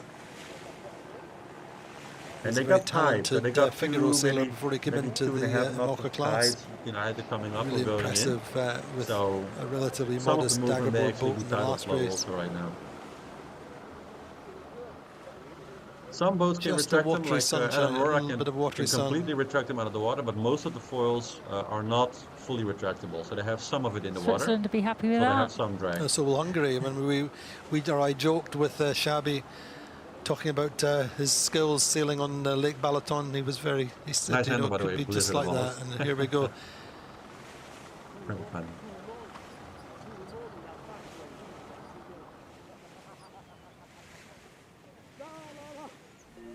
Entre 70 et 100 jours en mer, c'est ce qui attend les 40 concurrents du Vendee Globe. 3 mois à naviguer dans des climats extrêmes qui mettront les organismes à rude épreuve. Les skippers doivent prêter attention à leur alimentation pour s'assurer de l'apport calorique suffisant aux efforts physiques intenses nécessaires au réglage d'un bateau. Il y a des fois, il y a des jours où oui, on n'arrive pas à manger. Ouais. On n'arrive pas à manger parce que la cuillère dans la bouche, c'est trop compliqué. Boire, c'est avec un camelback et puis vous savez, le truc dans la bouche là. Parce que les gourdes, c'est dangereux, parce que voilà, on est un peu à se faire secouer tout le temps, quoi. Dans les endroits froids, le Grand Sud ou l'Atlantique Nord, je vais manger 4 repas par jour. Et puis après, dans les zones atlantiques, on va dire chaud, là, je vais être à 2 voire 3. Cuisiner à bord d'un IMOCA lancé à pleine vitesse est particulièrement périlleux. Seul outil disponible pour des raisons de poids, un petit réchaud à gaz pour faire chauffer de l'eau et la verser dans un plat préparé lyophilisé, donc déshydraté, ou apertisé, c'est-à-dire conservé sous vide et réchauffé au bain-marie. Et puis on les encourage aussi à diversifier au maximum, c'est-à-dire qu'avoir que des lyophilisés, c'est pas une bonne chose. Les lyophilisés, on n'a pas d'effort de mastication, et le masséter, c'est le muscle le plus puissant. Et si on n'utilise pas un muscle, ils font. Alors ils ont une fonte musculaire des jambes parce qu'ils ne marchent pas beaucoup, mais si voilà, ils perdent sa capacité à mastiquer, ça peut entraîner des troubles alimentaires, de digestion aussi. En moyenne, l'alimentation représente entre 150 et 200 kg de nourriture embarquée. So a quick look at food on board the Vendee Globe. It's being sailed by Ellen Rora. To manage the food and energy sources over the course of the race, making sure they eat enough calories in the south and having a variety of food over the course of the race so you don't get bored and can... food is very much about energy, isn't it? It's about energy and it's about morale. It's that, you know, the stuff that you need to keep you going, but actually the stuff that you want to eat, because as Alan Rora implied there, sometimes you just don't want it. You get bored of the same texture because it's a texture thing, because we only have the ability just to heat water. So we have the ability to have wet food where it's like boil in the bag, or we can add the water to the freeze-dried and rehydrate it. And quite rightly, the medic there was saying, you know, variety is the spice of life. And we know from talking to the skippers, we've got people taking food, for example, Sam Davies taking food of 77 days. And at the other end of the spectrum, Ollie here and Conrad Coleman taking food for 100 days. Actually, incidentally, Conrad Coleman's the only vegetarian in the fleet that we know about.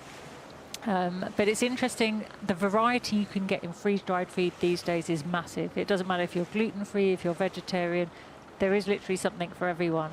And quite often, you know, when I've been sailing offshore, some of my favourite meals are the vegetarian meals, just because it's something slightly different. And sometimes the meat doesn't always hydrate how you'd prefer it. But everyone's slightly different. Everyone takes things that are special to them or their morale boosts. And I think the most extreme I've heard, and Sam Davies has done a lot of miles offshore, she spent a lot of time offshore, but she now has had a chef make some langoustine for some lobster, ready for boil in the bag. So she's going to be eating pretty well these first few days. Indeed, and why wouldn't you, really? But it's all about having a menu to a certain extent, but having the variety so that you're still getting surprises in the south. And also, say it's about food for fuel. I think in the south, Ollie here was telling me they could be consuming 5,000–6,000 calories, something like that. Because it's not only the work rate, it's not only the work rate, it's the temperature as well. But actually, sometimes it's the variety is about texture. You know, you don't always want the mush. You actually want something to crunch if you can, and getting the right food that can last that long, getting the food that can not crush or crumble as you stack the bags or throw them across the boat at different times. And having the discipline not to raid the future bags for your favourite stuff, because if you fall for that, you get left with all the rubbish that you don't really like anymore. And the other thing that's really interesting is, and I always fall for this and I forget each time, but I'm fine and fine and fine. You come out of the South Atlantic and you get back into the Atlantic, and actually you're bored of certain things and you just want the stuff you can't have. You know, suddenly noodles become really popular, and you know, I'm a big porridge eater, but it's like the freeze-dried food, I just can't be bothered to eat it anymore. Remember, we had like freeze-dried mac and cheese, I think, and we had something with beef on board. I love freeze-dried food. It's super tasty. I want to have a good, consistent performance and put in a result.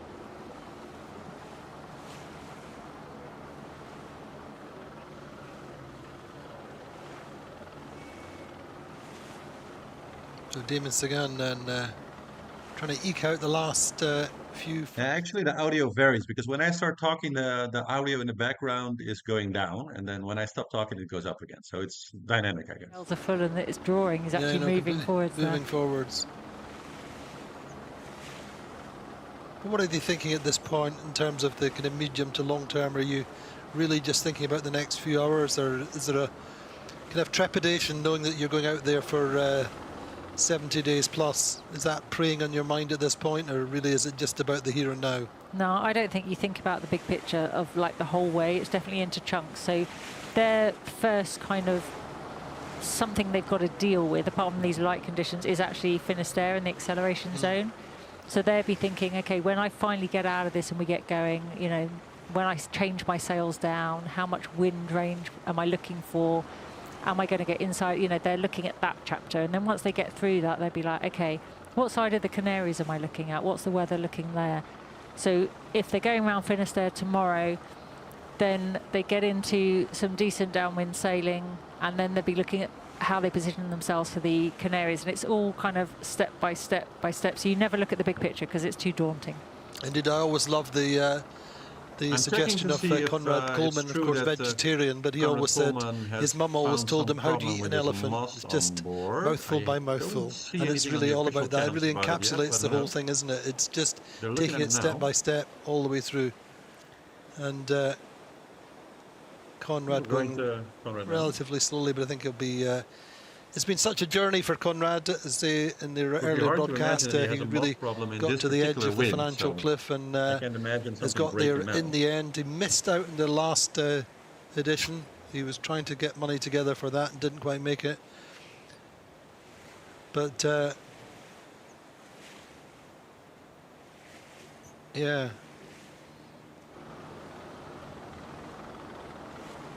If there is a must issue, I'm sure we'll hear about it, but I don't see anything yet. Okay, so just that question mark over Conrad Coleman as we were looking at the screen there.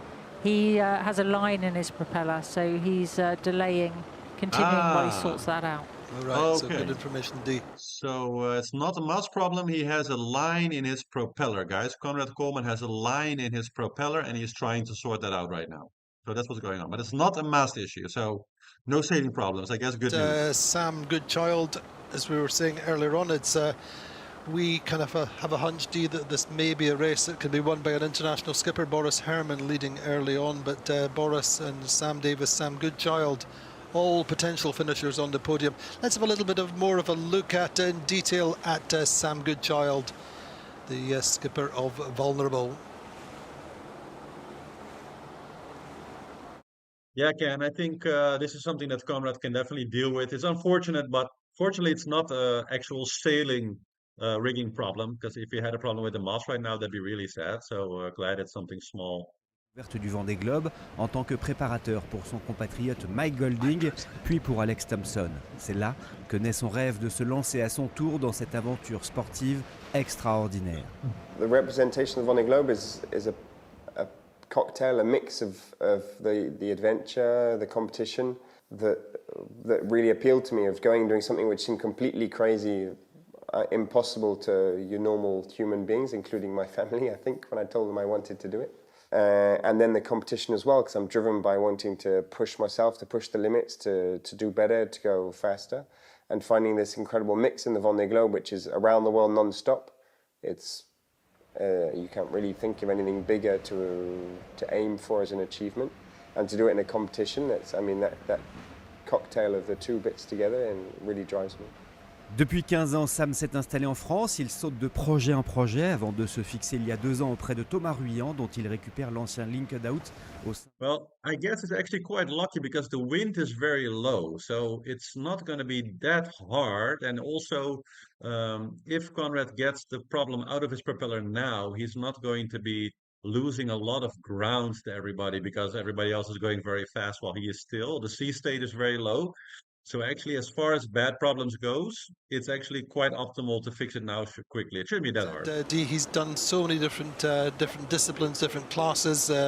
Latterly, the Ocean 50, Multi 50 class, which he won the season, and I think it really does put him in good stead, as you said. It's really being able to sail on the edge for longer.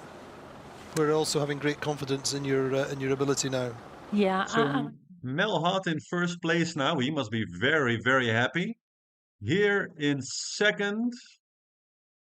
So we had quite a bit of lead changes again. The fact that him and Thomas have such a good relationship and have developed really well. What's interesting is having Thomas' former boat and lining up alongside Thomas with his new boat. It's interesting now. How Sam's actually got it a bit harder, because they didn't really think about the ergonomics so much. So it's an uncomfortable ride. He has to work a bit harder. But having been with the Spindrift Gold team and going, hell for leather at that kind of speed as well. He's done a lot of Mod 70 records the wind is very with Brian Thompson. He sailed with so many people on such a... They're making little jibes here and there. They're just trying to find wind, so they're all kind of circling around a bit, like trying to get in the right direction, but it's very hard. Some of the boats are really standing still. So, don't attach too much value to the lead changes yet. Some experience in the Southern Ocean in an IMOCA already. So there's nothing unknown to him. And that's why I think it's all going to come together, which is why this could be the year. This could be the year, but clearly Conrad Coleman having... Hi, Nicholas. We just discussed Conrad Coleman's problem. He has a line in his propeller, so it isn't anything with his sails or with his mast or with his rig. He's trying to clear his prop right now. So there with his head sail down and hopefully we'll go back to that. But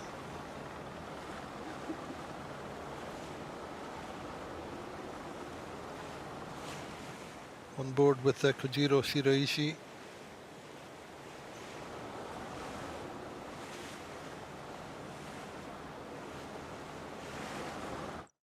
Well, I mean, the rationing, that's a very personal thing, right? Like it's just a matter of weight and how much protein and things like that they need. Most of the teams have good nutritionists, so it's not that they're all packing the same. It's just very well. So eyes out the boat, and this is going to be a slow process, but it will build as they go south, and if they go south of west. And then tomorrow morning will be the big build for that acceleration zone. So they'll be in very different conditions, and they'll be working on the sail changes there, making that decision of inshore or offshore and how long they can stay in there. We can just see this mainsail of Sam's boat there just flapping around, which is really frustrating. It doesn't sound nice either. And every time it flaps, it kind of spills the wind out of it, and it's just not the best way to start, but you know, sort of price to pay for not having a big depression and 50 knot squall to get through. Sorry, just clarifying from what we could see, I think Conrad had a rope in his keel, or problems with the rope, and has therefore started late, just at 1 hour after the start gun. From what we could see, I understand he started that just on the 1 hour.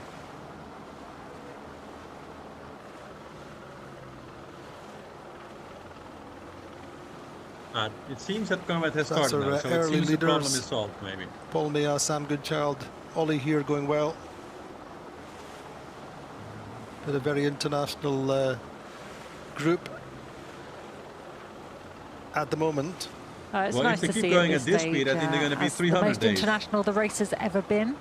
It's exciting, this growth of IMOCA, and definitely the presence of the Vendee Globe across the world on a global scale, attracting sailors from as far as China these days, which is lovely. Dominance by the Swiss, I think that will really boost Ollie's confidence going into this. He kind of felt as if he was on the back foot, working really hard to get there. But it's not often you see a Vendee Globe skipper at the start of the race as relaxed as Callie's looking there with a hoodie on. Normally, you know, they're going out to battle, so very different conditions, but they need to enjoy it while they can, because it's a long way and they're going to have a lot of conditions to deal with on the way. Steering by hand, it looks like. Ollie there probably has no idea that he's leading the rankings at this stage, but he doesn't need to worry about that. He just needs to keep his boat moving. Yeah, so just clarification on that. I've just had it that Conrad Coleman has had assistance. He will therefore have to restart more than an hour after the official start, so he officially started at 14:02. He had a rope in his propeller, and so starting an hour behind the fleet, but that's not too much in terms of distance, Dee, is it? No, and it's better than a 4-hour penalty later on. I mean, as we can see, they haven't gone very far, and if any breeze does fill in, he's going to come with it. They're downwind, so he's going to come with the pressure.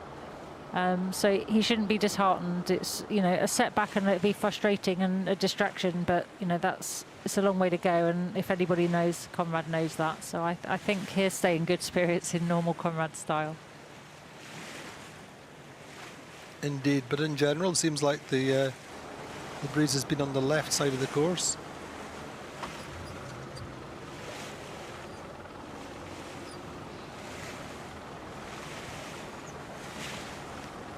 Interesting with the fleet this year, we've got, out of the 40 skippers, we've got 25 skippers taking measurement equipment for weather and science, and there's a big push in the citizen science side of it. We have the ability to go into oceans and areas of the world that most scientists can't afford to get to, and weather data is invaluable to the state of our climate, how it's changing, the impact of climate change, and our ocean as being a barometer for our oceans, our planet's health.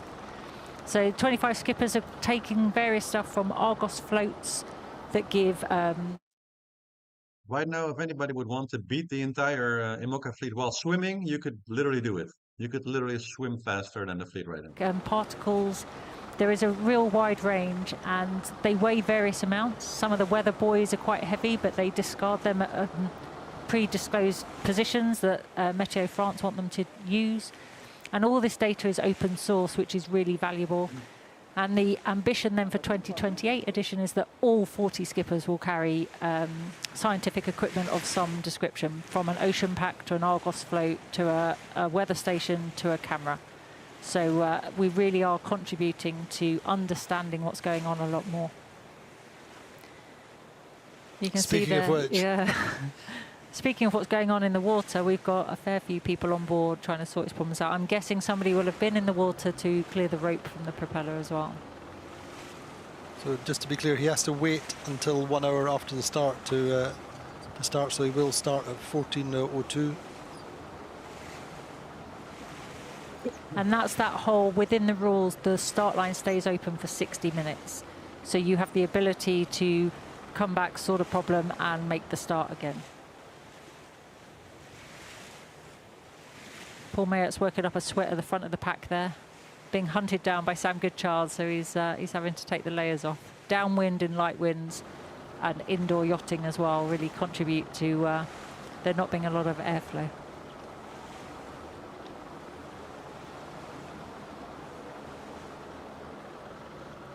But Paul Mayert, another skipper in this fleet for whom the Vendee Globe is very much unfinished business, having had to retire in his one and only race in 2016.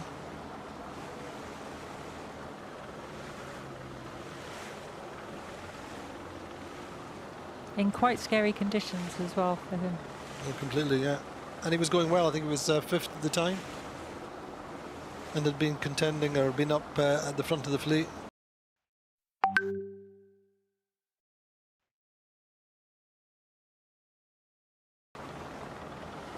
By default, that was the addition when Alex Thompson unfortunately hit Guadeloupe and was penalised, and Paul Mayert took over the win.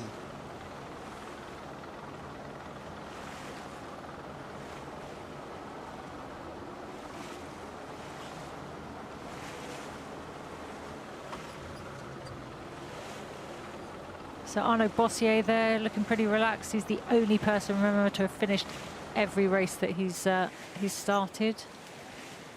He's done 4 Vendee Globes now, and this is number 5.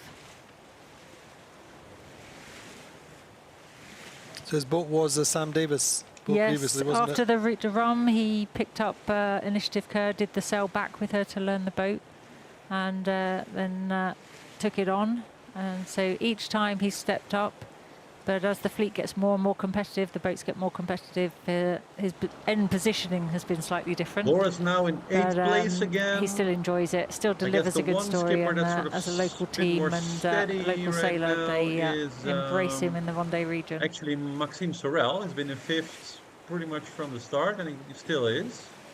So you seem to be well positioned, maybe in the center of where the wind is going. Well, I've popped into La Micaline actually while I've been here, supporting the cause. Exactly, I'm quite. So Paul Mayert may be leading, but he's really not going quick. In fact, he's going nowhere.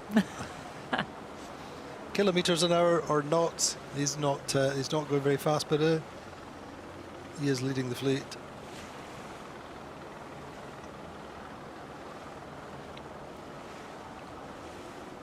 But he had a tough build-up,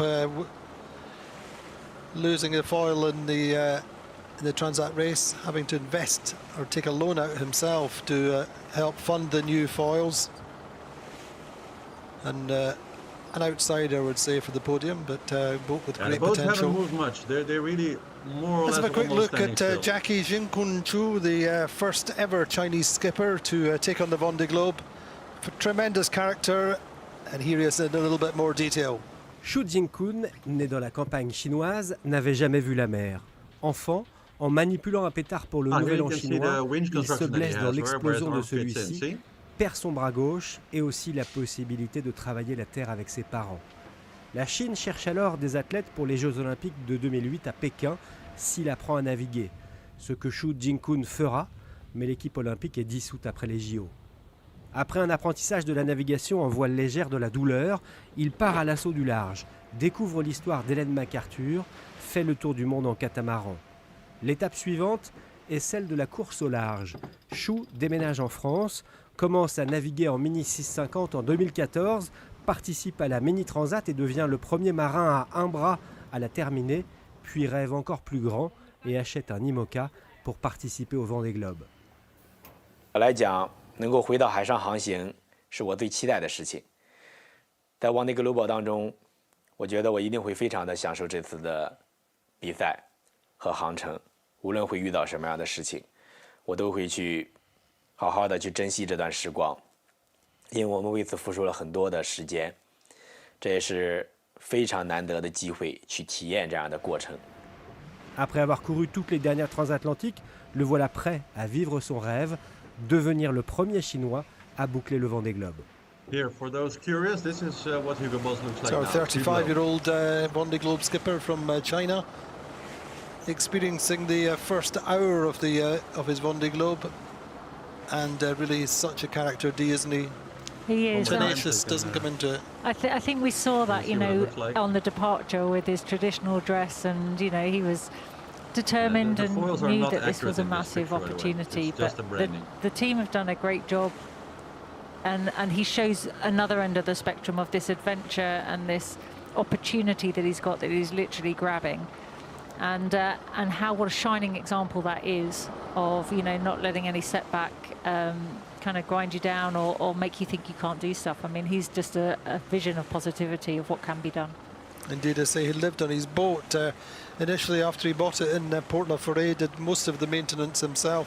And now, since he's had some funding from Singchain investment company from China, I think he's been able to employ a team, and budgets and improved. Did the Transat Jacques Vabre with Mike Golding as a bit of learning experience, I think, for both of them. It was, and I remember the image quite vividly of Mike embracing the Chinese traditional dress, and I thought he'd turned to pantomime at that time of year. It wasn't his normal attire that I expect to see Mike Golding in, but I think, that experience and having that confidence of somebody so experienced with him will have really helped Jackie kind of have the confidence then to step up to the Vendee Globe, because the transatlantic's one thing, but the around the world, it changes the perspective of things a little.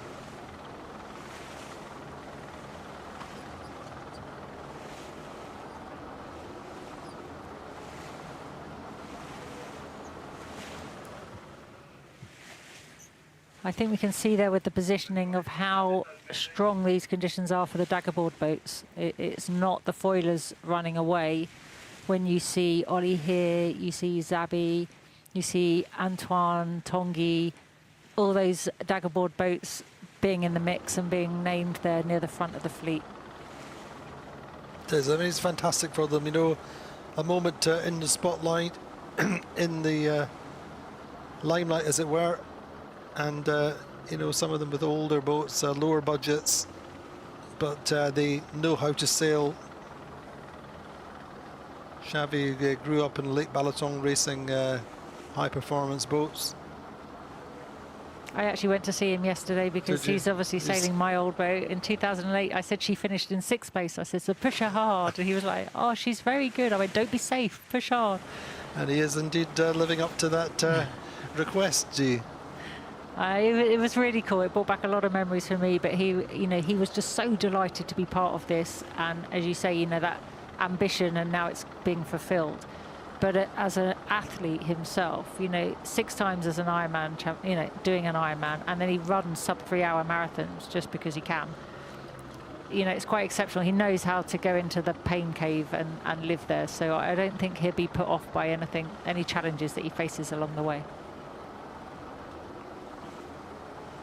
And the thing with I've followed Xavi's his journey very, very closely. Remember, he did not race or sail on the IMOCAs at all until he got into this scene, decided he wanted to do the Vendee Globe. It's inspired partly by Nandor Fa, but... Actually, when the wind comes, it will come from behind the fleet. So Coleman will actually probably catch up. Because if there's wind, he'll be the first to catch it.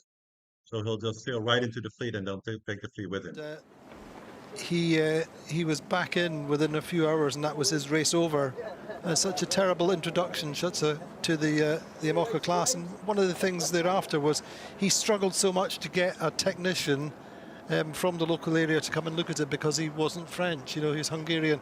And he said coming into this scene was so tough, but now fully adopted into the IMOCA family, into the solo ocean racing family. And he would have had two things against him there. One, he wasn't French, and the second one was the boat wasn't a French build. And it used to be yours. Yeah, because it used to be mine.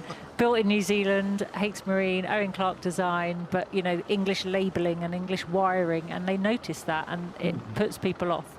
It's really interesting, you know, the way there's a theme or a feel about something. So, you know, fair play for him sticking at it and making it happen. And going a few moments on board with Yannick Bestaven, the winner, the holder of the Vendee Globe title, as we move in towards the close of our live broadcast from the start of this 10th edition of the Vendee Globe. Not the images perhaps we were expecting. And no, I don't agree, Tom. I think Thompson was a very interesting sailing, but he was a very hard-on sailor. So he was a very high-risk sailor. If anything defined his style, I would say that he was always willing to take more risk than anybody else, but was also able physically to take sort of more, roughness, more hardness than the rest of the fleet. Really humbling to see the passion in France, in the Vendée region for this race, see 40 skippers and an international fleet come together and have a clean start. And this is the start of an adventure that we're going to bring you every day and update you and make sure we follow all the adventures of all these individual characters. Indeed, we'll have our D and I will have a live show in the afternoon, all the way through the race, starting tomorrow. Be live on the Vendee Globe website, so do follow us there. But in the meantime, Paul Mehar with a very, very, very early lead. It's only a matter of 100 metres or so. Sam Goodchild up there. But the fleet going very slowly at the moment. It's going to be a fascinating race down in the first stage down to Cape Finisterre, but do follow the race all the way through, and good luck to all the competitors.